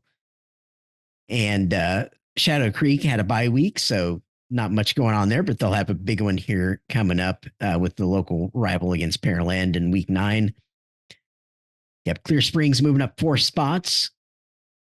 So they are at the 30 spot, and Drip dropping 6 spots with that loss to Lake Travis. Louisville having a bit of a drop as well with that big loss against a very good Coppell team, obviously. Jordan just dropping the 1 spot with that loss to Katie, and then Cy Woods, the big mover here, 12-point rank jump up to 39. So entering the top 40 in emphatic fashion with the great win over Cy Springs. But again, right-hand column, big one against Cy Ranch coming up now for Cy Woods. And then your other big mover down here at 47, the Cy Fair Bobcats moving up 13 spots into the number 47 spot. Lamar recovering some rank there, moving up 9 places to 48th. Klein Collins also recovering a bit of rank with the win over Magnolia. They've got a massive one coming up against Kane. And then a little bit Further down, you have Clear Falls, Magnolia, Clear Falls, and Stratford having some falls there with Houston area programs given the losses they had. Peyto moving up a few spots, and then Bowie, the big mover here, jumping up 29 spots in light of that big win over Arlington High. You had Plano East jumping 13 spots in the rankings, as did Lake Highlands there when we covered that victory that they had over Berkner earlier on. Cy Springs dropping 18th spot, so they were one of the big fallers here in the rankings with that loss that they just had. Skyline recovering rank with a 14-point jump with that big win over Mesquite. And then Friendship jumping up 13 spots to number 80 with that win over Legacy. Legacy falling 13 spots, and then towards the bottom of the top 100, Tompkins making another jump up to 90. And then Grand Oaks jumping up 9 spots as well. Nimitz having the biggest drop of anyone here in the top 100, falling down 29 positions in light of that surprising loss to Davis. They'll have a chance to recover against Ike here coming up. And then Richardson Pierce moving into the top 100 with that big win that they got over Richardson High. And then Heights with the loss to Lamar, they dropped 16 spots. Manville jumping 4 spots into the top 100 there, checking in number 99. They'll be off this coming week. And then Eaton just barely holding on to a top 100 spot after that loss to Byron Nelson. So that covers the moves and shakes in the top 100. Yeah, great stuff there, Jeremy. You covered that very well. Like you said, at the top, it's a lot of just kind of swapping, again, just based on quality of opposition, right? And, sometimes teams are dropping, quote unquote, but it's a result of other teams moving up because of good performances, right? So if somebody moves up, that means somebody has to move down, and that's what you're seeing in a lot of these top end movements. But again, the top 30 or so teams are continuing to be the top 30 or so teams, I guess is what I take from looking at this. Not a whole lot of changes, really, even down to nearly the top 40. The biggest jumper, like you mentioned, was Cy Woods coming up into that top 40. So yeah, really solid group there at the top end. So cool stuff. All right, shall we move on to week 9 now? Yes, we got some big ones to get into here. Ooh, do we ever? Again, if you're following along that right-hand column, you're going to see why here. Here we go. Look at that. My goodness. Number 1 on the board this week, to no one's surprise, North Shore versus Atascocita. Here we go. Number 2 versus number 3 currently. North Shore favored just by a razor's edge, by 2 ELO points, 27-15 for North Shore to 27-13 for Atascocita. It is as much of a toss-up as you can get in terms of the computer rankings, Jeremy, but why don't you set up the matchup and what to look for this week, just given all that we've seen so far from these two teams? Yeah, like we saw with Duncanville and DeSoto, this is up there with the most anticipated games of the regular season, and for good reason, because obviously has huge implications here in the Beltway Bullies District 23 6A, and it's also a very possible round 1 of potentially 2 when you factor in the playoffs. So there's that macro perspective that applies here as well. In addition to playoff seeding, in addition to local bragging rights, in addition to undefeated records that are on the line for both of those. So yeah, a few things going into this one. This is going to be a really, really entertaining football game, to put it mildly, and just very interesting, given some of the results that we've seen really for both of these teams. North Shore, despite being 7-0, Josh, hasn't exactly just been crushing it every week in terms of they've just been swatting every opponent away like flies. They've had some struggles, some ups and downs, with results maybe not being as impressive as you would have thought against certain opponents, like we talked about with kind of Crowley earlier on, and then just watching them in person, just some of the things that they seem to be struggling through, just getting a consistent rhythm going with their offense in particular. Their defense is playing at an incredible level, and kind of that traditional North Shore range of what we've come to expect over the years, going back to the Coach Amon days in terms of what they typically do on defense. And Coach Garrett Cross there always does a great job with that defense, and they're just a nightmare to play against. And this year they've got just great talent really at every level of that defense. And this is the week where we're going to see whether or not they really flex their muscle in terms of what they put on the football field this year. This is the first chance that they've had in a while to really just show everybody what they've got on the defensive side of the ball this year, coming up against Cardi Mack and all of the explosive playmakers that are in this Atascocita offense that we've been talking about all year. And I think North Shore is really going to like the matchup from their perspective. So they're going to be eager to get out there and kind of prove what they've got on that side of the ball. And on offense, they've just gotten DeAndre Hardiman back at the running back position this past week. So that's huge for North Shore in their running game. They really need to be able to lean on that. And this will be a game where that really needs to shine for them. Atascocita defensively, they just took one on the chin that we talked about against Kingwood, Josh. So really interested to see how they bounce back or not potentially against North Shore and see how the matchup works out from that perspective. But yeah, massive contest here. The model has these two positioned neck and neck, as you rightly pointed out, doesn't quite know what to do with it. No, it doesn't. I'm really interested, like you said, to see, was that a fluke kind of for the Atascocita defense? Was it just something particular with the matchups there? But we've seen now 6 quarters in a row, right, for Atascocita between Summer Creek. Well, sorry, they had Humble in between. My bad. I was just thinking of, the second half against Summer Creek and then the 4 quarters here against Kingwood.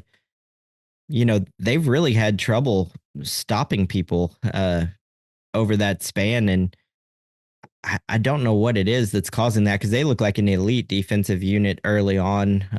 All their numbers were grading out that they were, in fact, look that way through a half, shutting down Summer Creek. But then it's been really uneven since then. I know they might have had some injuries come into play there, but it's not something you want to be struggling with as you head into a matchup with North Shore, even though they haven't gotten fully untracked. I think part of our issue with North Shore is just kind of the expectation, right, versus the output. The personnel that they have on offense seem to suggest a completely unstoppable unit, and maybe they'll grow into that, but it's just had more trouble than we expected kind of getting, headed down the tracks. But, could they get it all right for this game? They could.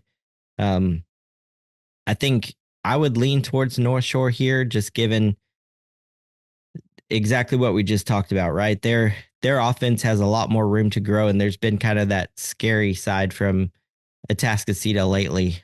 So we'll see. This one could get up there in terms of points because, Atascocita's played some really great defenses. Talk about Westlake, you talk about Katy, who's grading out as a pretty good defense this year, Summer Creek as well.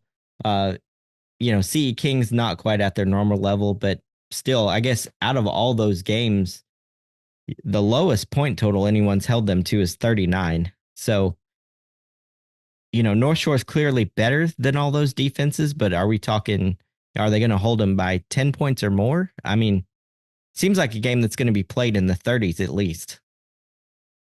Yeah, it kind of feels that way, but at the same time, I could easily see it becoming a bit of a struggle as well. Just when athletes get together on the field to the scale of what these two teams will put on the field, it's like you're never quite sure which way it's going to go. It's like you can see it just going off the rails and kind of being a back and forth kind of track meet style game.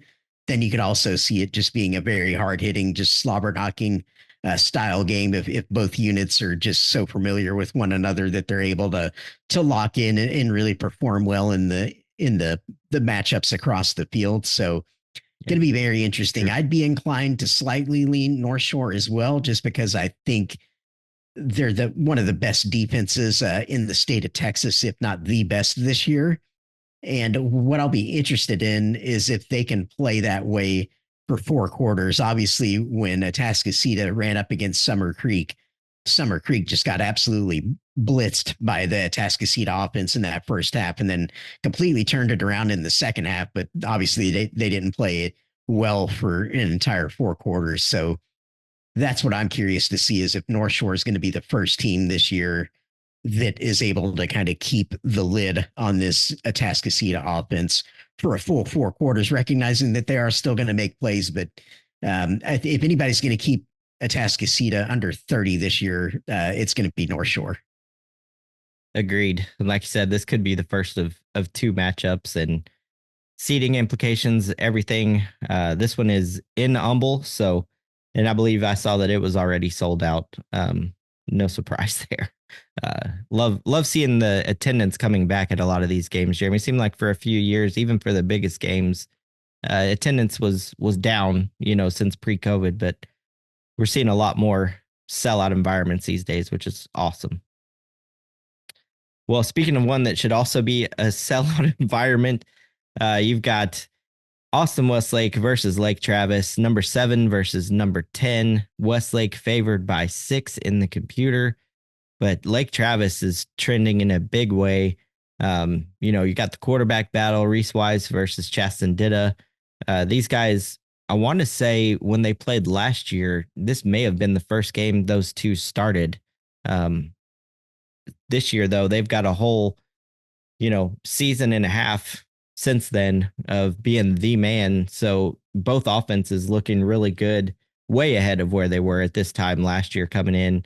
Both defenses playing really well, too. I feel like this one is poised to be kind of at the level of some of the classic battles between these two, right? These aren't like two teams that are in the top 10, just by name. I mean, they're both playing truly like top 10 squads and looking very, very strong, Jeremy. Yeah, they are. And I think this is just going to be a great football game. I fully expect a one possession game, which is kind of right in the wheelhouse of what the model has for it currently, with Westlake as a 66.2% favorite, 6 points on the scoreboard. Yeah, I think that's right about correct. But yeah, I would not be surprised at all if the Cavs emerge on the winning side of this one. I think, like you rightly pointed out, both of these teams are ahead of where they were at this time a year ago, playing some really good football. And I think that's going to be reflected in this meeting. I think it's going to be back and forth, and it's going to go down to the final possession of the football. I have a hard time picking an advantage here, honestly, because both teams overwhelm a lot of teams with their defensive lines, right? Lake Travis has a great defensive line. Westlake does every year, this year being no different. I don't see either one of those units necessarily having a big advantage. Offensively, I've watched Lake Travis in a couple of games. They look like, I don't know, it just looks like a much smoother operation this year in terms of spreading the ball around. Ditta looks really good. Same deal for Westlake. Like I said, it's really hard to pick a difference between these two teams. This game is at Lake Travis, at least on what I'm looking at. So that's maybe a small advantage there. Yeah, I cannot wait to see how this plays out. But again, said it a few times now, but I really have a difficult time picking between these two. All right, the next game on the board relates to that one, in that one of the teams has their only loss against Westlake, that being Allen versus Prosper. What a game this is shaping up to be, Jeremy. Allen undefeated, looking outstanding, probably looking better than even their number 12 in the state rating appears on paper, at least in our system. Prosper, again, having only lost to Westlake and having been impressive otherwise throughout the rest of their schedule. The computer has Allen as an 8-point favorite. So again, a 1-score game projected. Another phenomenal game that looks really difficult to pick between. It's just going to be who can execute, I think, or what the turnover battle looks like, because this, again, is another game that just looks almost too close to call. Yeah, it does. Allen's just been playing extremely good football every week, and I'm curious to see if they come out in this game or just even more impressive than what the model is giving them here. They're 68.8% favorites. Of course, 8 points on the field that Allen is favored by. And wouldn't be surprised if they outperform that, but we obviously have to give a proper respect to Prosper and recognize that, yeah, they're a good team. And as you mentioned earlier, I mean, their only loss this year is to Westlake in a game in which they played really well in. So I think this will help really kind of frame Allen for us this year with regard to what level they're at exactly. If they're potentially at like a region and state level kind of contender. So I think this is the sort of game that's going to frame what the Eagles are for us this season. But they've rebounded incredibly well. I think they're outscoring their opponents something like 50-12 on the year. Both of these teams are clearly the best in their district, so very fitting meeting to decide that 6-6A district title. Yeah, it sure is. And, you look at, again, where can you pick an advantage? And I'm just struggling because Prosper it has probably the best offensive line in the state of Texas, and Allen has one of the best defenses in the state of Texas. So that looks like, maybe a wash. And then Allen offense against Prosper defense. Well, we know Prosper brings it every year on defense. So, um, no huge advantage there. The two quarterbacks on both sides are playing great football this year. Imhoff for Prosper, doing really well. And then Allen also really doing well on the QB play side. So again, just a phenomenal looking football game. And each of these three games here, Jeremy, just are high level, late round playoff quality. I mean, those are semifinal level games in terms of just the quality on the field, right? It doesn't really get much better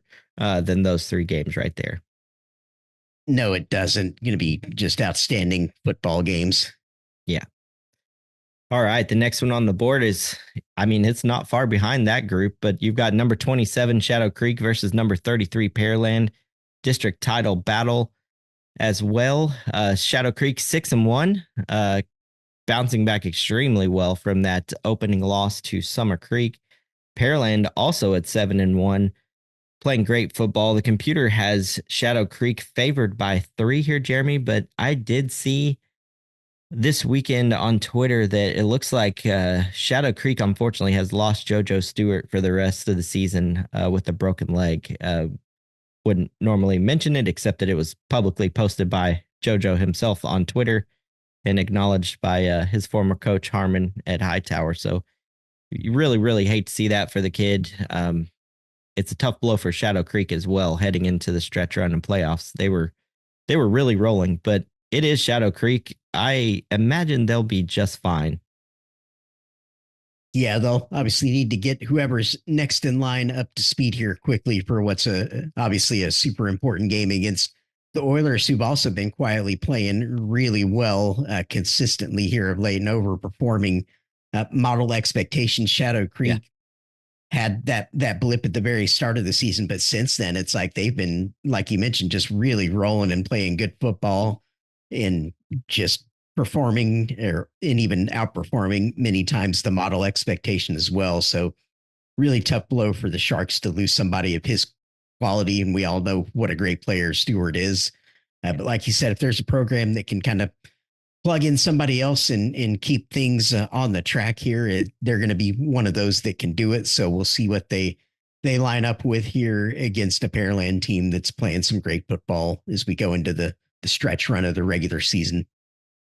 Yeah, Pearland notably is grading out right now as the number 8 defense in the state of Texas. So that's pretty phenomenal. Their only loss this year was a 19-12 decision to Fulshear.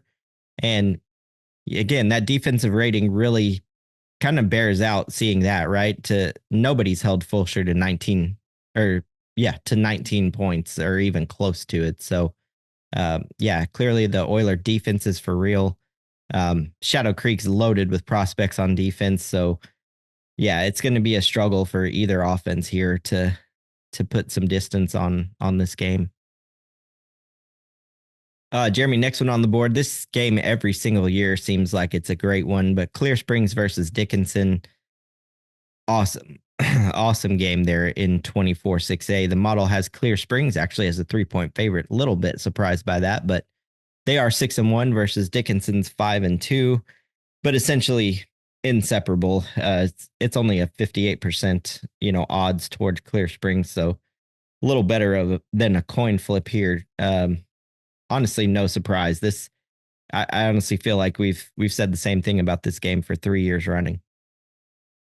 Yeah, yeah, it's one of those that closely poised in terms of the model expectation there with Clear Springs, just a 58.1% odds to win, 3 on the scoreboard. And Dickinson, we know what they can bring to bear, is evidenced by the 80 spot they just dropped here this past week. We know what the Gators will bring into the game.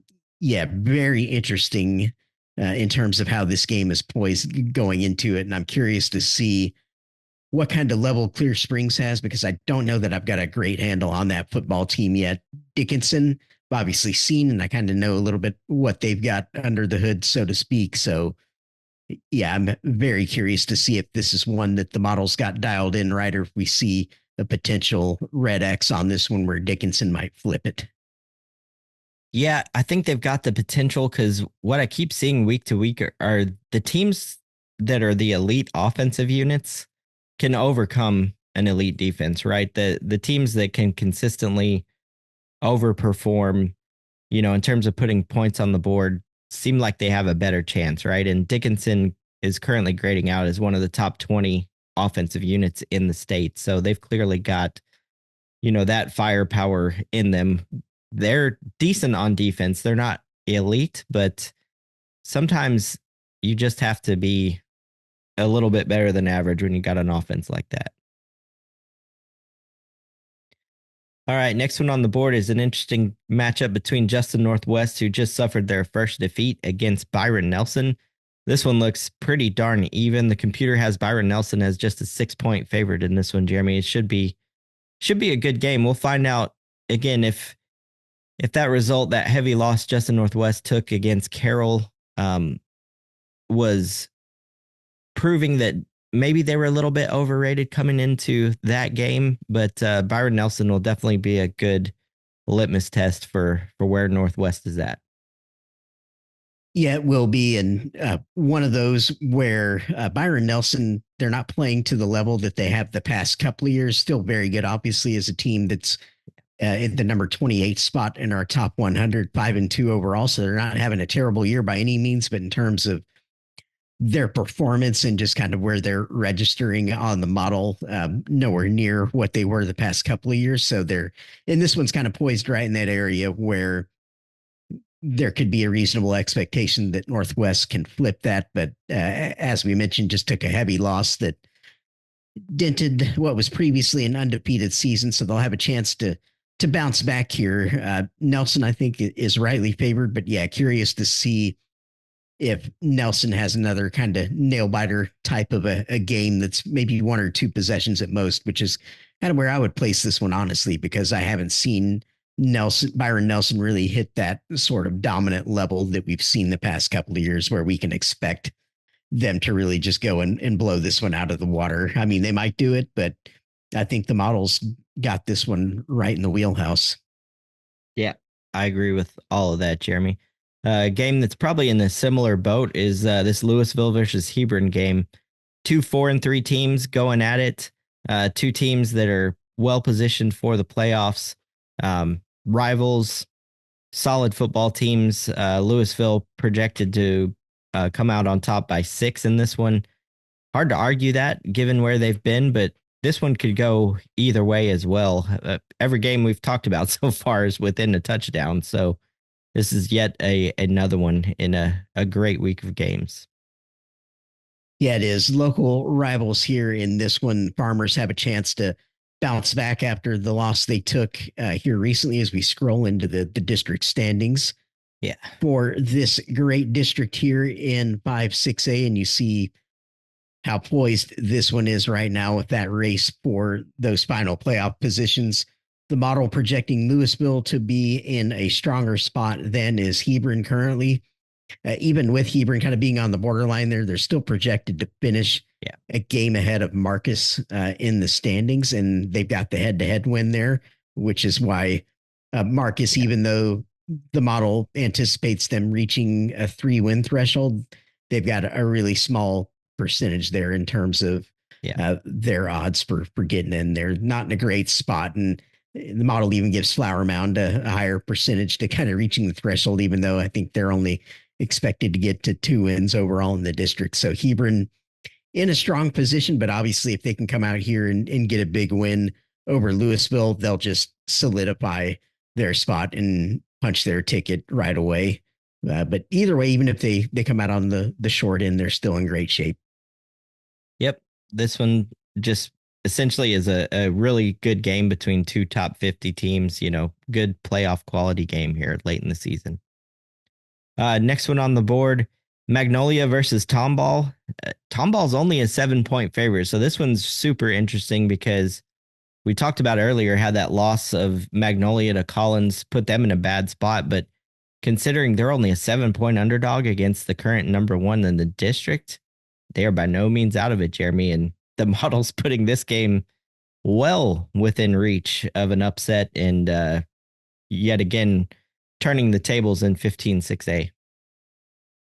Yeah, and we looked at the standings earlier here. I'm sure you'll go pull them up here again now. This is one that Magnolia now has to go and get because of the position that they find themselves in now with regard to Collins. And we covered that result earlier where Collins has just beaten Magnolia. So they've got to punch above their weight now and go and knock the Cougars from the ranks of the unbeaten in order to put themselves in position to maybe still be in this thing. So this is Magnolia's season essentially in one ball game. They've got to find a way against Tomball there in a kind of natural rivalry there on the northwest side of town, going out Highway 249 there. So that'll be a spicy encounter. The fans will be into it, I'm sure. The local fan bases will be showing up to that one in force and rooting their respective teams on. I like Tomball's position as favorite here. It's just with the way they play and the way they're able to pull out these close games, especially, it's really hard to bet against them. And I wouldn't do it personally, but yeah, it is right there within the realm of what we call that model possibility, as you rightly pointed out. I think it'll be a great football game, and the Cougars can see if they can push their season ahead to 8-0 and stay in that undefeated spot. Yeah, there will be just tons of pride on the line here, Jeremy. I mean, these two communities playing against each other in a district game for the first time in probably a very long time. This is absolutely awesome. Again, when you have a number one projected team in a district versus number 5, and the separation between them is just a touchdown, phenomenal stuff. Yeah, I would love to be there for this one. That'd be a fun atmosphere. That should be another game that's got that sellout type potential, right? Because you could see both of these communities coming out in force for that one. So love that game. The next one, staying within the district, is a great one too. Kane versus Collins. Collins maybe on the come a little bit here, and Kane again with a dangerous opponent to face. Kane's in good position here. The model favors them by 13, but this'll be a big game for both of these clubs. These are two extremely high quality programs. Another just wonderful game that we've got. It is, and Collins again.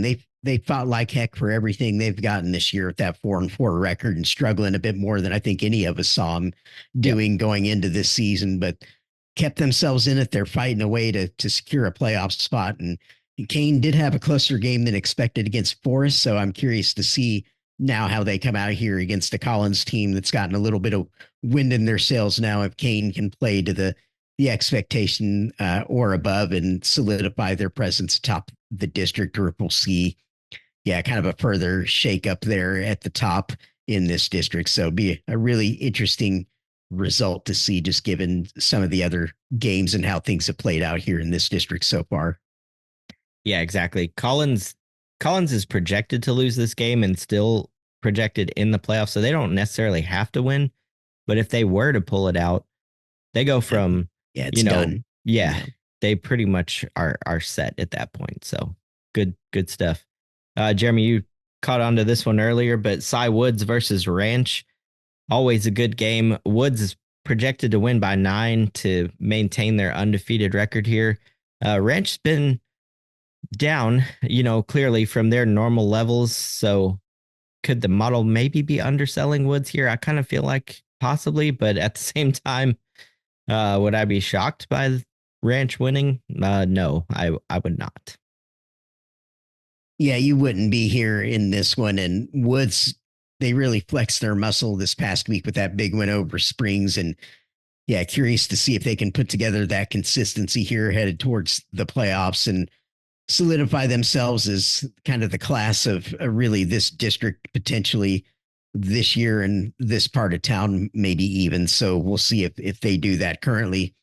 Yeah, it's Bridgeland and Cy Woods that are the undefeated teams in the district. So that's what it's about for Cy Woods is just keeping pace in that race for a district crown. And they've got to take another step here against a Ranch team that's currently projected to make the state playoffs. So, and Ranch is actually, this is a pretty strong district, relatively speaking, when you compare it to a lot of others in terms of they've got 4 defenses here in this district that are holding opponents to around that kind of 15 to 16 point mark.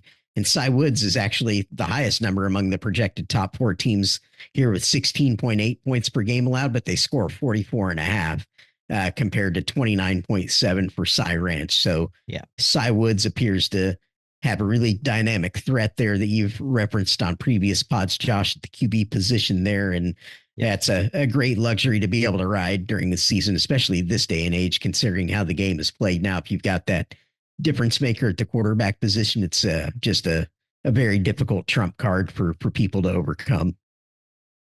Yeah, you are 100% correct. And they have that dude in Darian Rogers. So great one there. Next one on the list, Jeremy, is Keller versus Timber Creek. And it's a game that's projected to be within 2 points in Timber Creek's favor.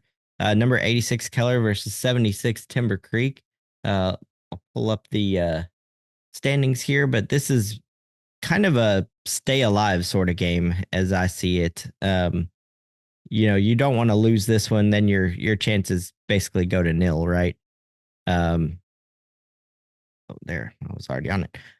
So yeah, 5th versus 6th. Timber Creek is narrowly favored.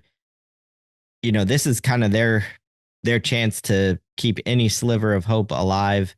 But yeah, not looking great for either of these teams. This just happens to be, I mean, shoot, look at their elos and their overall ratings. I mean, it's a matchup between 2 teams that, should be in the playoffs in any other district, likely on the outside. So just a game for pride, really, here, Jeremy. Yeah, it is. And like you mentioned, just the classic stay alive game, at least a little bit, but yeah, still a really difficult task for either one of these, just given the way things are projected to shake out. So yeah, local rivals and trying to get one up on the other one. Yep, exactly. This one, I guess if Timber Creek wins, then it sets up. Yeah, so Timber Creek, has to win in order to set up a Week 11 game against Northwest. So that's what we're really looking at here. That's how come they still have a shot, quote unquote, versus Keller. Not so much. You still have this pivotal game between these two, but it won't matter if Keller wins, right? If Keller wins, then it's pretty much done and the top 4 is set. Alrighty, so moving on down the list from that one, Midland Legacy versus Odessa Permian. Oh man, longtime rivals. 2-5 versus 7-0. It's going to be a blowout, right, Jeremy? Well, computer says not so fast, my friend. Permian is just a 3-point favorite. How remarkable is that? 7-0 versus 2-5, and you're a 3-point favorite. Welcome to West Texas.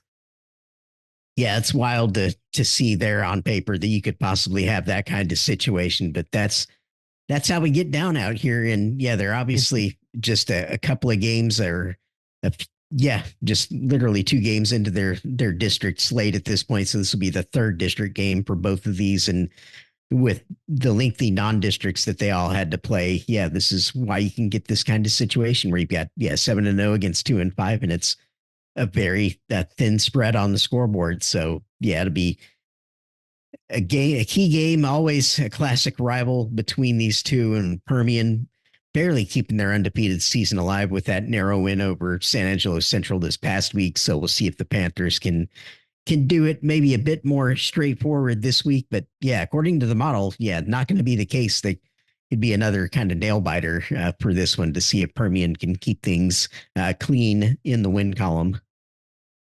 Yeah, definitely. This is one of those games that you're like, man, I'm glad we have a bit of a assistance there to help us, look at this game in the proper light.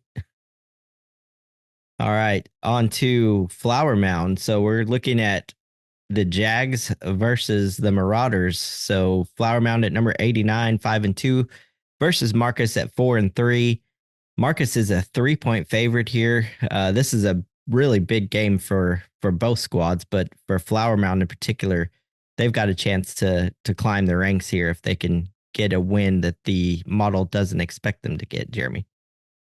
Yeah, and it's right in there within that kind of near toss up realm with Marcus just getting the 3 points on the scoreboard here. So not a convincing or a definitive favorite by any means as we scroll to the standings here and see that, yeah, Flower Mound, they've got a ton of work to do to get to the kind of threshold they would need. The magic number is 4 here in terms of district wins, and it's going to be really difficult for Flower Mound to get there. So got zero margin for error left. They've got to win and get some help at this point to keep any playoff hopes they may have alive, because right now we've got 3 teams that are basically locks or seen that way in the model with Coppell, Geyer, and Louisville. And then Hebron looking very strong for the 4th playoff spot right now, given they've got a head to head there over Marcus. So yeah, this is one of those where it's kind of a barely stay alive kind of prospect. But obviously, the bigger news in this game is the local rivalry there between those two Flower Mound schools. Yeah, this is like the one we talked about a second ago. If Flower Mound were to win this game, then they have a game against Hebron in week 11 to potentially grab that head to head and knock the Hawks out. So yeah, as you rightly said, they got to win to stay alive, and then they still have a shot against 4th place coming up. So big stuff. Next, Klein versus Klein Oak. This one, again, scary for the favorites. Klein at 4-3 versus Klein Oak. As good as Klein Oak has played, Jeremy, if they were to drop one here against Klein, then all that hard work could be flushed a little bit, right? It'd put them in a precarious spot in the district if they were to drop one here. Yeah, they got to make sure they come out here and not make any mistakes. And Klein has proven to be a team that can really get out there and score points. They're second only to Kane in the district in terms of points for. They're averaging 42, a little over 42 points per game, I believe, or thereabouts. But yeah, second only to Kane and just ahead of Magnolia for the best offense in the district. And Klein Oak has proven they can play games that are both kind of lower scoring and higher scoring. They've got kind of a good balance to both their offense and defense in terms of where they can play games. But yeah, they need to come out here, make no mistakes against their traditional rivals, Klein High, and keep themselves firmly locked into a playoff position. So huge game for Oak to make sure they're not slipping on anything here late in the regular season. Yeah, if Klein got this win, it would knock Oak's projection down to 5-3, right? And that would bring them into this mess here with Collins and Magnolia to create potentially a 3-way, maybe more if Klein were to grab another win down the stretch, which they are more than capable of doing. So yeah, big time game. Skyline Waxahachie, again, another big game. Waxahachie is a pretty comfortable favorite, 16-point favorite in the model. But again, you just cannot afford to slip up, especially when you're favored by this much. You would expect Waxahachie to get it done, but Skyline's got enough quality to make things interesting here, Jeremy. Yeah, one where I feel good about where the Indians stand. It's like they don't seem to make a ton of mistakes against teams that they should beat, at least not very often. So I expect them to perform to the model expectation here. And for Skyline, Um, yeah, they've been tossed into a really difficult situation, obviously, in this district with the realignment, and I expect the Indians to further solidify their credentials there in the top four. Definitely. So the next game, Cy Falls versus Stratford. This one's interesting as well. So Stratford playing the de facto district title game, or at least it looked like it last week against Cy Fair. They dropped that one and now are just a 6-point favorite over Cy Falls, the newcomers to the district, Jeremy, who are playing pretty well here, well within the range of them pulling off the upset here against the Spartans. Yeah, this one got a whole lot more interesting with the fact that Stratford just dropped that game to Cyper, obviously, this past week. Didn't expect to see that. And yeah, so it sets the stage for what should be a great game here between these two. I'm expecting a Spartan rebound, but again, this one got a whole lot more interesting with that result that we just is seeing what Stratford's response is against the Cyballs team that's having themselves a good season so far, 5-2 overall as well. Yeah, the interesting thing here to me is that Cy Falls plays pretty darn good defense. And could they could their offense see enough joy against that Stratford defense who really struggles, right? So if you can combine that with a good effort against that Stratford offense, you can see how this gets to be a potentially close game or possibly an upset here. Yeah, and statistically, Cy Falls has been the best defense in this district by far. Yeah. Yeah, exactly. So that's something to watch here, potential upset watch there. The next game, speaking of upset watch, Jeremy, given what we just saw with Kingwood versus Atascocita, they're going to come into their game against CE King with just tons of confidence. They have to, right? Um, this one, all of a sudden, way more interesting than it might have been otherwise, even with CE King overperforming, right? Um, if Kingwood can hang with Tascasita, they can hang with anybody. Just can they do it 2 weeks in a row? I think is the question. Can they reproduce that level that they gave us against Tascasita? In my opinion, yes. Just based on the eye test and what I saw for them, they've got some really legit playmakers.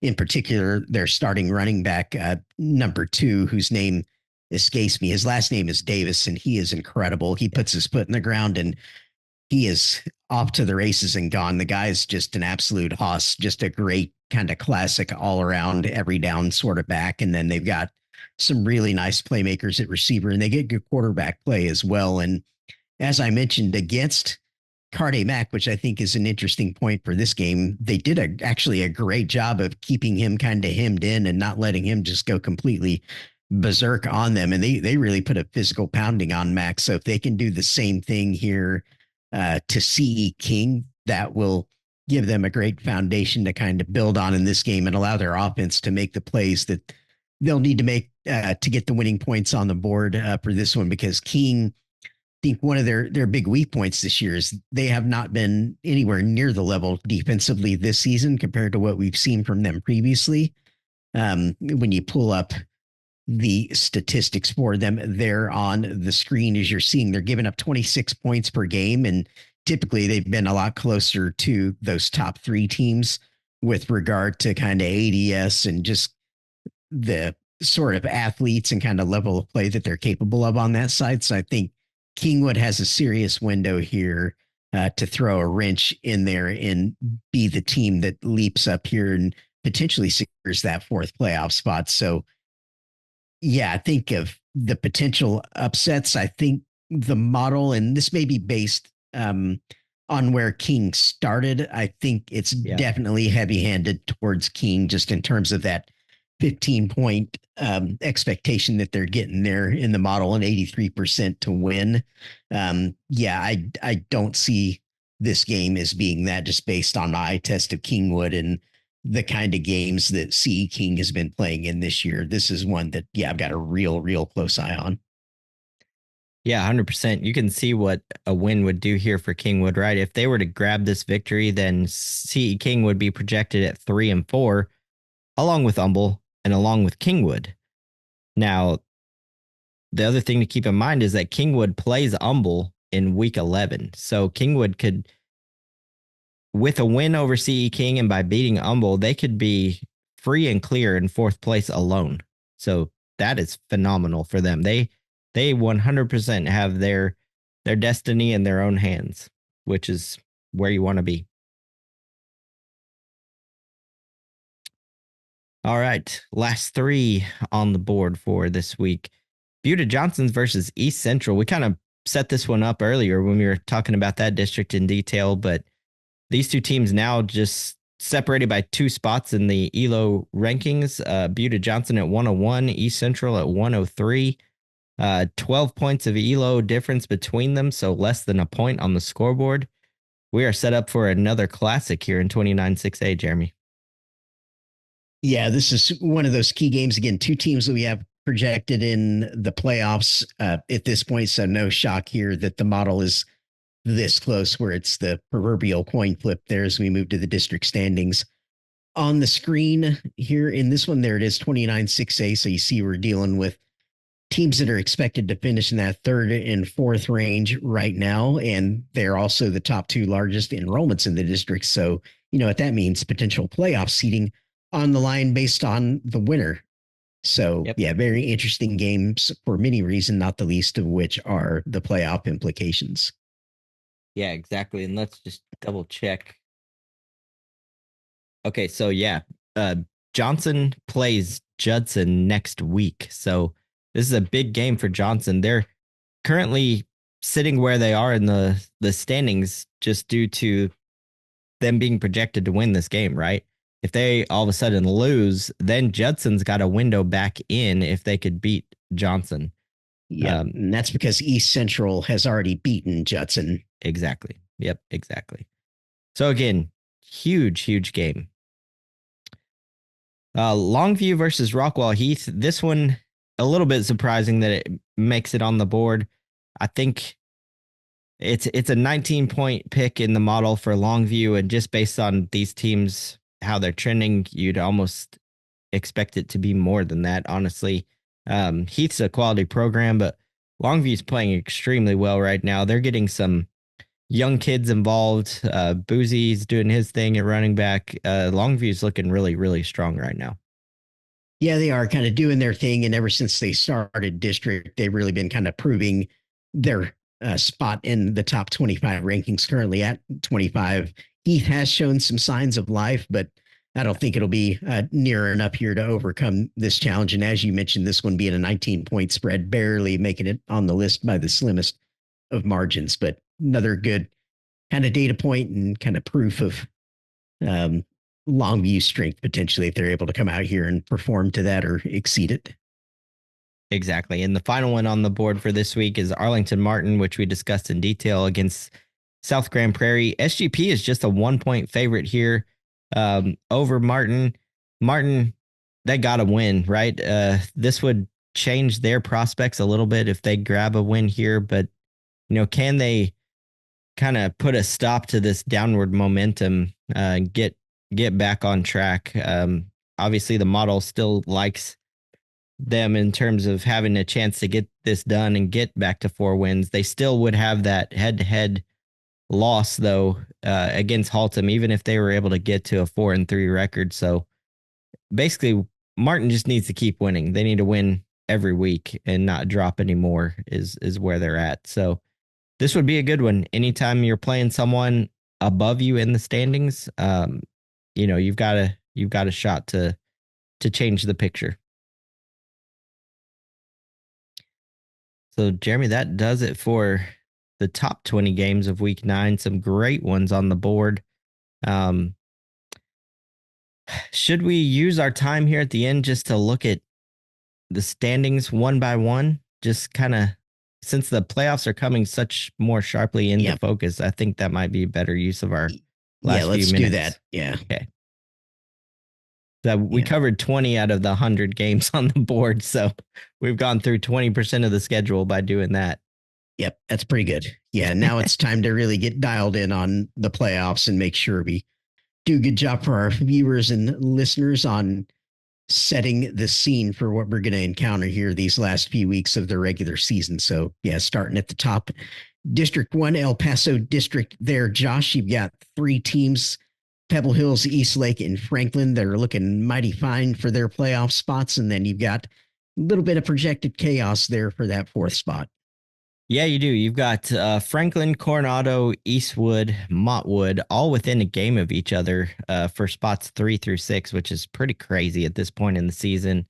Again, the key game that's really going to help sort this out is you've got Coronado versus Eastwood this week. So once that result is decided, we'll either be right where we are because the model's projecting Coronado to win that, given where they're sitting here.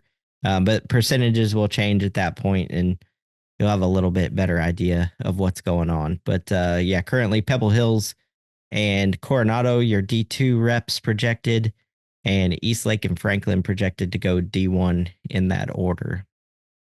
Moving to 2-6A, it's nutty, but fairly well decided. You still have San Angelo Central, who can play a big factor here.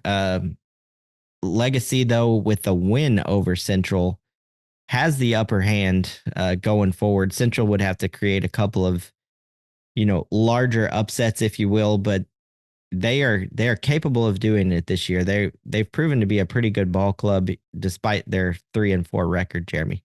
Yeah, and they nearly had it there against Permian, just 2 points in that one. So they nearly had that kind of climb the totem pole win that they needed. Yeah, on the outside looking in now due to that tiebreak against Legacy you just mentioned. If the playoffs finish in this order, your D1 reps would be Permian and Legacy. D2 reps would be Friendship and Midland. Yep. So that would set up Pebble Hills versus Midland, one matchup in D2. Another matchup would be Coronado versus Friendship.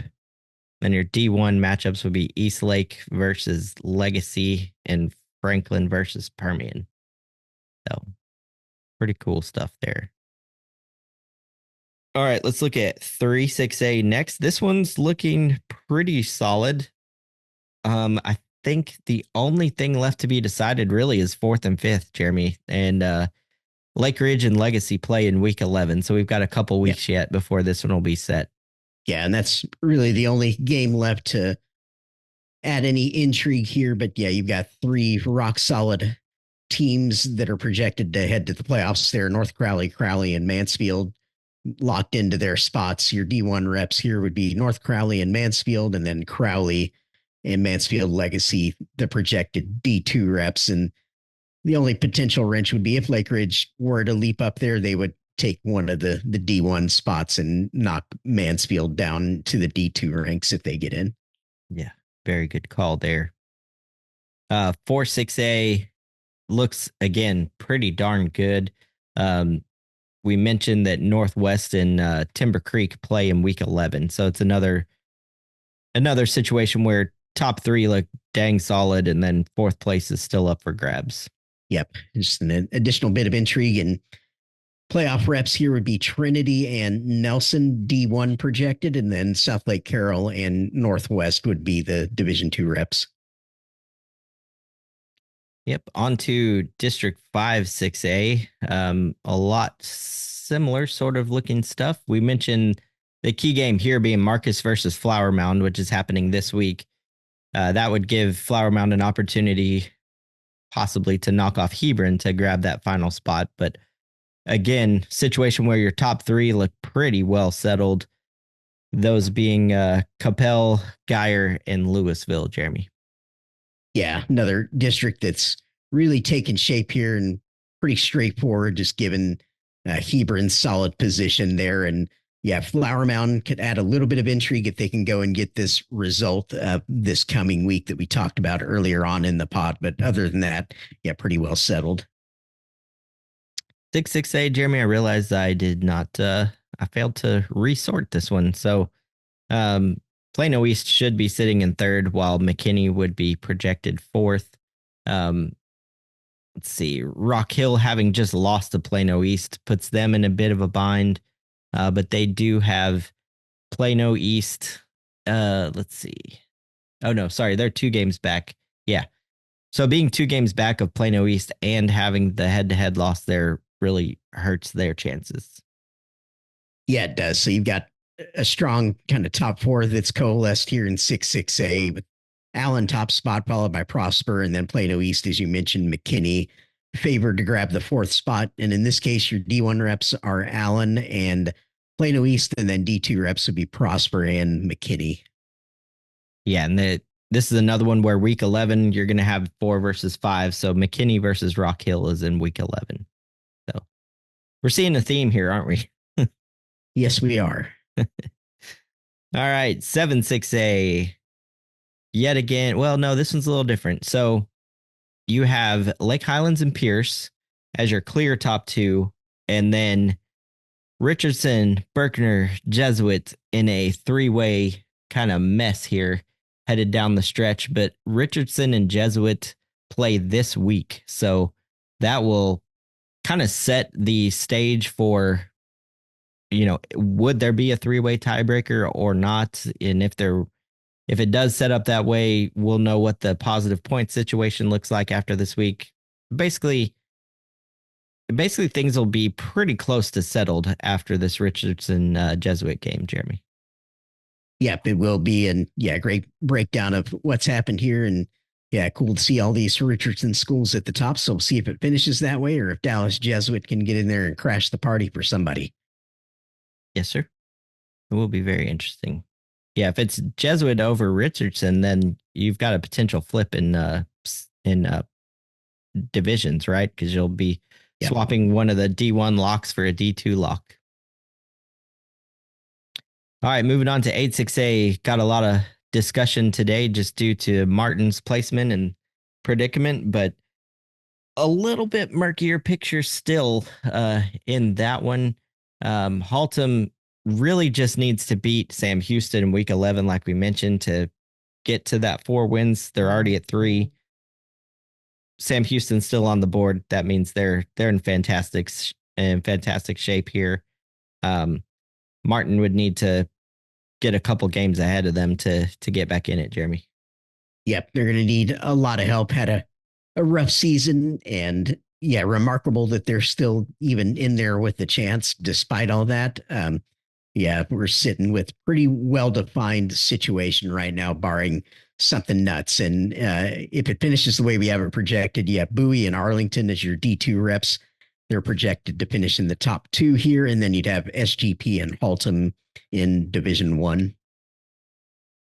Yeah, Martin is going to have a week 11 clash against Arlington. So they got to beat SGP this week and then beat Arlington in week 11, likely to get in. Yeah, but impressed by the way Bowie stepped up here. 0-3 in non-district, 4-0 in district. Yeah, really, really good stuff from those guys.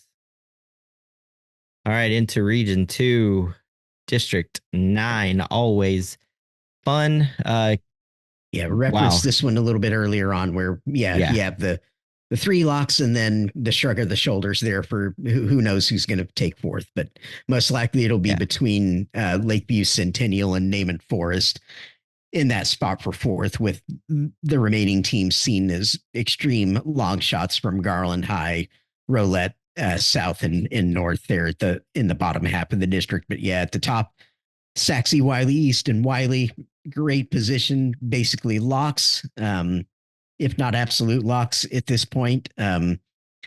And seeding is not going to be impacted here by whatever happens for that fourth spot, Josh, because Lakeview Centennial and Naaman are both D2 locks. You've got the 2 largest schools there in the district, Wiley and Saxe, basically locked into their spots. Saxe having the edge on the top seed right now, just barely.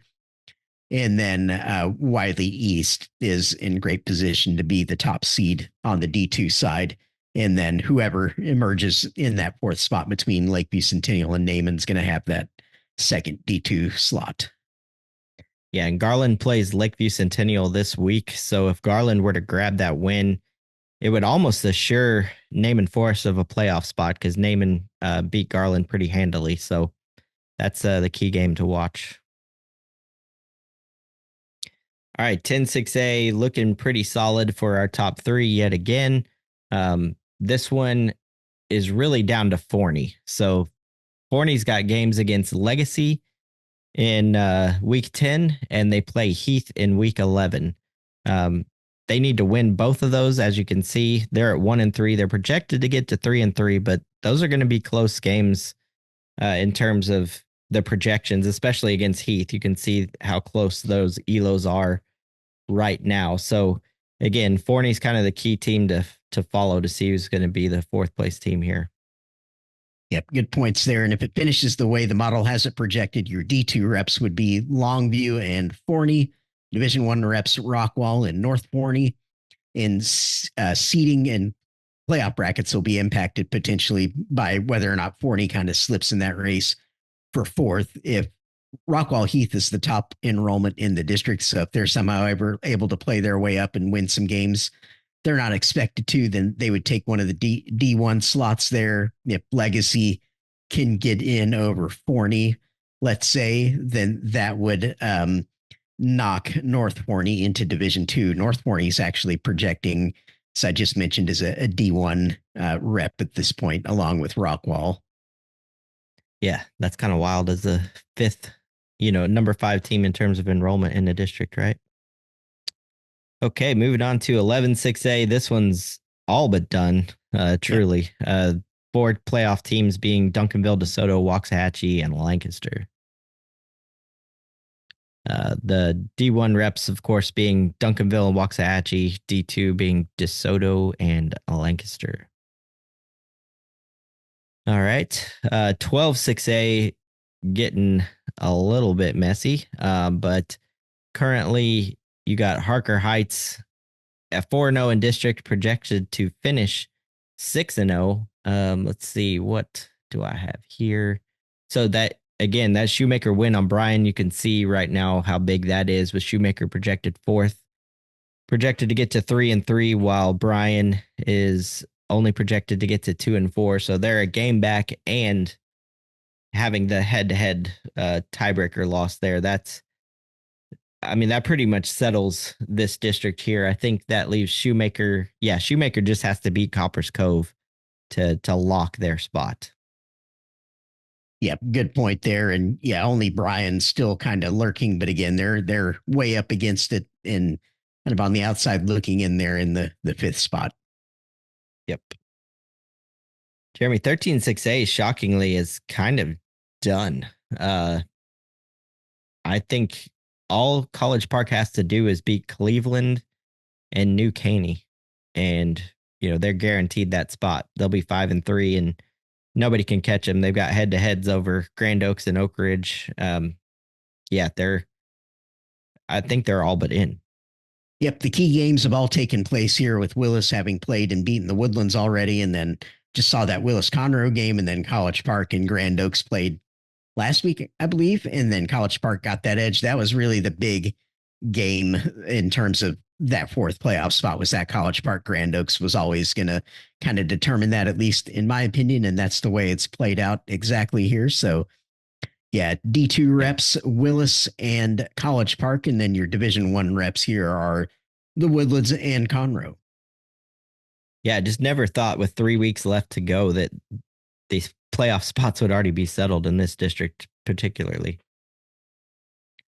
All right, 14-6A, the picture's gotten a little bit clearer here. Like we said before, Davis's win over Nimitz now puts the onus on Nimitz to beat Spring coming up, not this week, but the week after. Otherwise, this one's pretty well settled also. Yeah, that's the big twist in this district the past couple of weeks, with Nimitz dropping the game to Westfield and then dropping the game against Davis to put their spot in some peril, depending on how they do for a rebound here coming down the stretch, with Spring High lurking. Yep, in 15-6A, we've covered multiple different ways, but again, just touching on it here as we're going through each of these individually. Collins, putting themselves in a great spot with a win over Magnolia, but because of the quality in the district, Klein particularly lurking not far behind. No time to rest. Magnolia, for that matter, they've got that game against Tomball, so essentially nobody's safe between 4, 5, and 6. I think the playoff race ends at Klein at this point, and yeah, it's going to be a real battle to the end. Yeah, that Oak Klein game really is a big one in terms of the potential chaos factor here down the Yes. stretch run 15-6A, which we referenced earlier. Yeah, it could get really messy if Klein wins that game. 16-6A. Yeah, this one's looking pretty well set. Cy Ranch, Langham Creek being fourth and fifth. Um, Failing to remember if that game's already happened or not. The They play in week 11. Okay, so still TBD, right? That would sway for either one of those teams who gets in. The top three looking pretty set. Yep. Yeah. Really coalescing here around these top three and even the top four when you look at the way the districts projected to finish there. Langham started well this year, found it tougher sledding in district, obviously on the outside looking in now. D1 reps here would be Bridgeland and Cy Ranch. D2 reps currently Cy Woods and Cy Springs. And of course, we just saw Cy Woods beat Cy Springs, so they're favored in that Yeah. top seed Division 2 right now. Yes, sir. On to Region 3. Let's look at District 17. What do we have left here? Really, we're looking at Memorial versus Jersey Village being the key matchup. That is not this week, but in week 10. Top three, again, look really solid. Another 4 versus 5 battle coming down the stretch here, Jeremy. Yeah, it is. And if it finishes the way we have it projected now, your D1 reps here, Cy Fair and Cy Falls D2 reps would be Stratford and Memorial. However, if Jersey Village gets in, they would snag one of the D1 spots because they're the number 2 enrollment here, which would mean Cy Falls gets bumped into Division 2. Yeah, look at the points per game between these two that are set to square off, right? We could have like a 10-7 result deciding the final playoff spot. Pretty remarkable. All right, 18-6A. This one, obviously, your top three are good to go. Those being Lamar Heights, Bel Air. Let's see, is there anything? Yeah, so, oh, right. West Side and Wisdom play this week, Jeremy. So I think this one's going to be set in stone after this week. Yes, it will be. It'll be all the way done after that one. And that West Side Wisdom, whoever gets in won't impact the seating here because Lamar and Bel Air are the top 2 largest enrollments. So they're locked into D1, and then Heights be locked into the top seed on the Division 2 side. And then the only question being who the 2 seed would be between that West Side and Wisdom winner.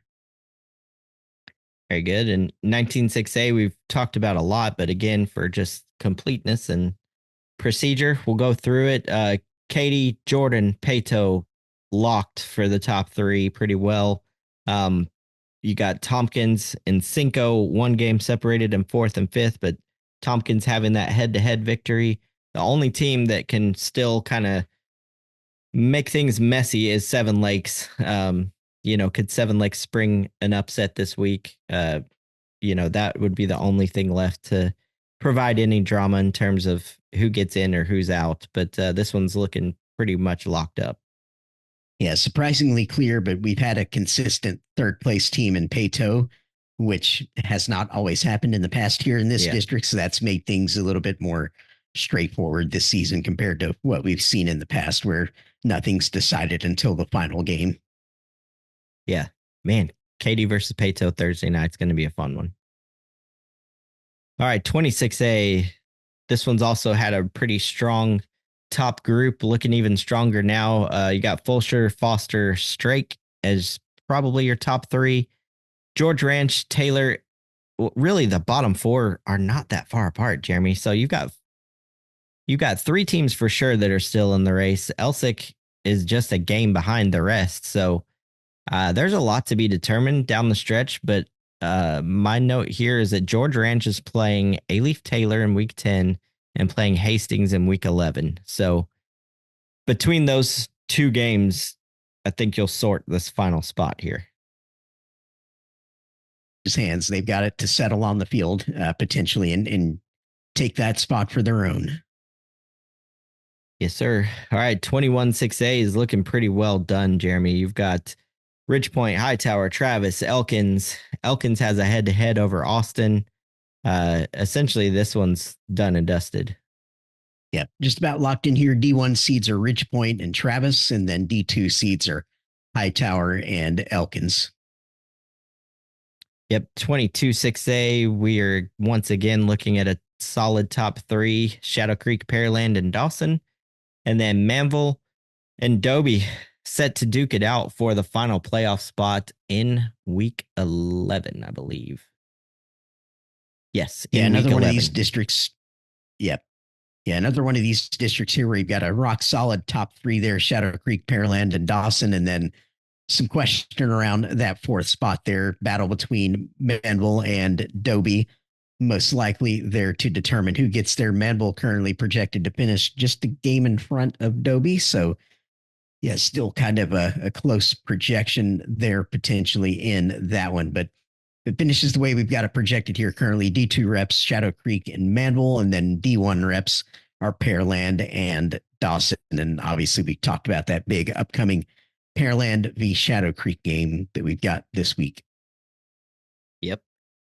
For sure. Let's move on to 23-6A, where we already covered this one very much so. But again, top three, North Shore, Tasceta, Summer Creek set. I will say, Jeremy, I didn't expect to be talking about any drama at all at this point in the season, but Kingwood entering the picture. Again, if they could beat King this week, you've got a real race on your hands. Yeah, they'll certainly be or should be full of confidence coming out of that Atascocita game, and the fact that they were right in there with a legitimate chance to win, and it was not a fluke. I mean, they were gashing Atascocita, so if they can come out with that same level of play on the offensive side in particular, they're going to give King everything they want and more. Yeah, for sure. Closing out Region 3, you've got District 24, always very competitive, but typically a pretty set top four. And this year, no different. The last bit of drama is Clear Falls will place Clear Lake. I want to say Cy. Dang, these teams having all these same names. But yeah, Clear Falls plays Clear Lake in week 11. So yeah, you can already see what we're going to be talking about in week 11. It'll be a week before the playoffs, but essentially it'll be the start of the playoffs if you look at it that way. Yep. Yeah, and here in 24-6A, your playoff reps, as projected currently, Clear Springs and Clear Falls would be in Division 2, and then Division 1 reps, Dickinson and Deer Park. Yep. All right. Shall we go to 25-6A? Yes. All right. We dare. Let's do it.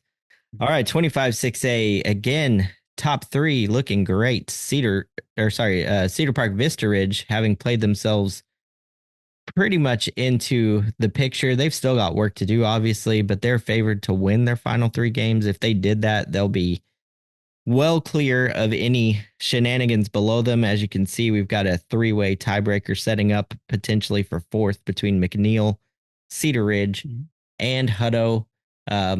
Yeah, there's almost too much left to be done yet, and too many teams too close together in terms of their ratings. But this potential exists. Again, Hutto's in a pretty good position in that tiebreaker if it were to play out that way, but still too many games between close teams yet to make any real determinations. Yeah, the only thing I know for certain here is that Vandy and Round Rock are in great shape there at the top, and that's about as far as I'm willing to go with it at this point. And yeah, as you said, a lot of permutations potentially with the division split and seeding depending on who gets in. Because again, you got the Hippos there of Hutto still in it, and they're the number 2 enrollment in the district behind Round Rock High. So if they get in, they're locked into a D1 slot. Cedar Ridge is number 3 enrollment. So if they get in, they're going to take a D1 slot as long as they get in at Hutto's expense. And then McNeil is 7th in enrollment. So they're a D2 lock if they get in. There's no questions about Vandy this year like we had last year because they've dropped to the lowest enrollment in the district as of the latest realignment. They're the smallest school out of the 9 here in this district. So we don't have any of that craziness going on with the Vipers this year that we were talking about all last year. Yeah, and I did go back and look again at the three-way tiebreaker. So Hutto actually beat both Cedar Ridge and McNeil. So they clearly would come out on top if that ended that way in terms of the three-way tie between those three schools. But just wanted to make that clarification. So again, Hippos looking good. They just need to win one game out of their remaining two. Sorry, or three, excuse me. All right, 26-6A got the big one between Lake Travis and Westlake this week, but this one looking really good. Again, the drama here is going to be Bowie versus Austin High, and that game happens in week 10. So that'll be the final, I guess, piece of this puzzle coming into play. Of course, looks like Bowie's going to be pretty heavily favored in that one, though. So I really, really like their chances in that game. Yeah, Bowie will be heavily favored, but it's one we're going to pay attention to because obviously the playoff placement of Westlake is impacted if anything nuts happens in that one. So if Boston High were to upset Bowie, then Westlake would be a Division One team because Austin High is the number 7 enrollment in the district. Bowie's the number 3 enrollment. So that's why Bowie's got a Division One seed secured as of this moment, whereas Westlake is projecting in the Division Two field because they're the number 4 enrollment here in this district, whereas Lake Travis is your number 1 enrollment, so they're locked in to their seed. So if it finishes the way we think it will, D1 reps here, Lake Travis and Bowie, and then Westlake and Dripping Springs would go to Division Two. Yeah, and I mentioned last week that I wanted to see more of Bowie, and I did go back and watch a good bit of their game against Dripping Springs. And yeah, that's a quality football team. They were playing toe to toe with those guys. They looked every bit the part. So again, just kind of solidifying my feeling in where the model has them and their odds of being a playoff team. I like where they're at. All right, last few districts here. Getting to it, Jeremy. This one, 27-6A, we've mentioned before. Another case yet again of top 3 looking super, super strong. The 3-way tiebreaker between Brandeis, Churchill, and Clark, they've all played each other. So if it ends as projected, it's going to end up how it's listed on the screen, right? Churchill and Brandeis would come out on top of that 3-way as it appears currently. So even though we're seeing this tiebreak potential, it would take Clark getting another game that they're not supposed to get free of that. Yep, well said. So potential chaos afoot here in 27-6A down the stretch, but all settle out. You've got, of course, very good teams at the top in Johnson, and Churchill is projected to be in pretty good shape as well here. But yeah, Johnson and Reagan, really solid top 2 from this district. Yeah, and it's going to be one of those two that Clark's going to have to beat down the stretch in order to improve their position. So good luck to you. All right, 28-6A, getting down to the wire here, Jeremy. This one looks set, man, because Taft settled. Yeah, Taft beat O'Connor, and it's a 2-game gap in terms of the projected finish. So really loving this top 4. I think this is going to be what we see for the playoffs. Yep, this will be it. And Brennan and Taft are your Division One reps here, and then Harlan and Sotomayor, your Division Two reps. About as straightforward as it gets here, with Brennan and Taft being in the top 3 of district enrollments, and then Harlan and Sotomayor, the 2 smallest schools in the district. Yeah, you can almost start carving those into the stone there. 29-6A, we've talked about at length. The key game, of course, being Buda Johnson versus East Central. East Central, with a win there, would put that Johnson versus Judson matchup into focus. But as of right now, Judson looks to be on the outside looking in, Jeremy. Yeah, they do. They're up against it here, as we say. They've lost to East Central already, and if they lose to Johnson, then that's probably it. So, yeah, last chance saloon here for the Rockets, and this playoff picture will be rock solid. Yep. Again, significance there, sending Steele D2. Yep, that's why we've been kind of monitoring that for you here as soon as this district really kicked off to underline the significance of that potential movement. Yep. 36A. So we're looking at three-way tie potentially between United South, Alexander, and Eagle Pass. And the key game coming up is Laredo United South versus Eagle Pass in week 10. So that should just about finish the sorting of these teams here, Jeremy. Yep, it will. And good to see such a competitive district materialize here in 36A with that kind of intrigue going down the stretch run, with really just kind of Laredo United and Medina Valley being your two teams that are looking like they're in the best shape of anyone else here. And if it finishes the way we have it projected, United and United South are your Division One reps. D2 reps would be Medina Valley and Alexander. If Eagle Pass gets in, they're the smallest school in the district, so they'll take a D2 slot, and they would help elevate, or actually the D1 reps would not change in that case. They would just be taking over a D2 slot if they get in. There you go. Yep. All right. Moving on to 31 and 32. These are going to be pretty easy because they're essentially done, Jeremy, even though there's green down to the fifth spot here in 31-6A. Economides beat North handily. So that one, unless La Jolla comes up and starts beating people that we wouldn't expect them to, they're going to be heavily, favored to finish here winless, unfortunately. But yeah, this one's all but done.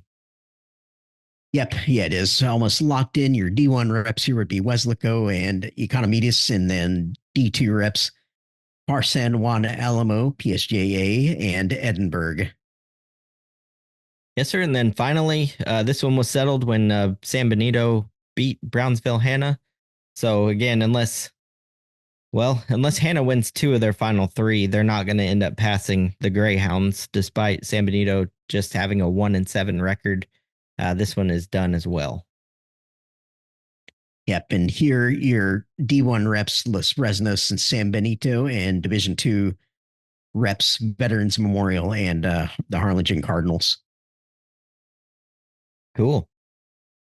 Well, I think that was worthwhile, just given where we're at in this juncture in the season, and that covers us for the Week 9 preview, Jeremy. Yep, it does cover us, and going over these districts just kind of underlined for me.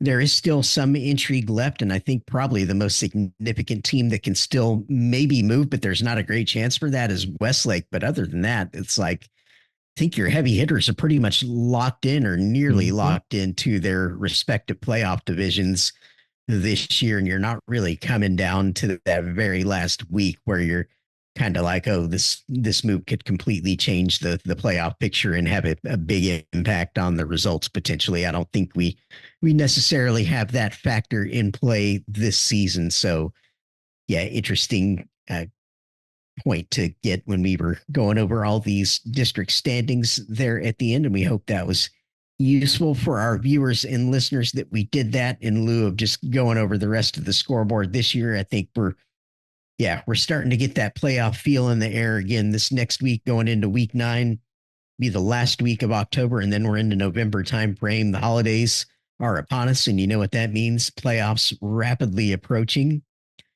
And we thank all of you for joining us on this pod. As always, again, check out all the content on the website, Substack.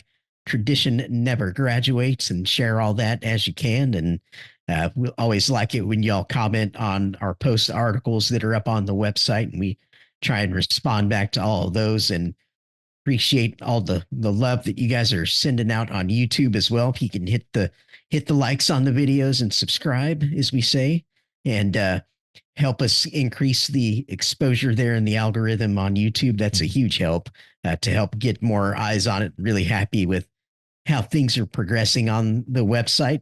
Another great week, record-setting week 8 for the model, and yeah, week 9 another challenge. So we'll see how it does, and going to be tricky on several occasions, just like it was this past week. So we'll see if we get on the better end of how all that washes out once again. So, Josh, think we're ready to wrap up. This one covered a lot of ground, but it was, as we say, necessary because so much going on and so much coming in to shape. And next time we come around, we'll be recapping the week 9 action and then previewing week 10. So see everyone back for that next episode.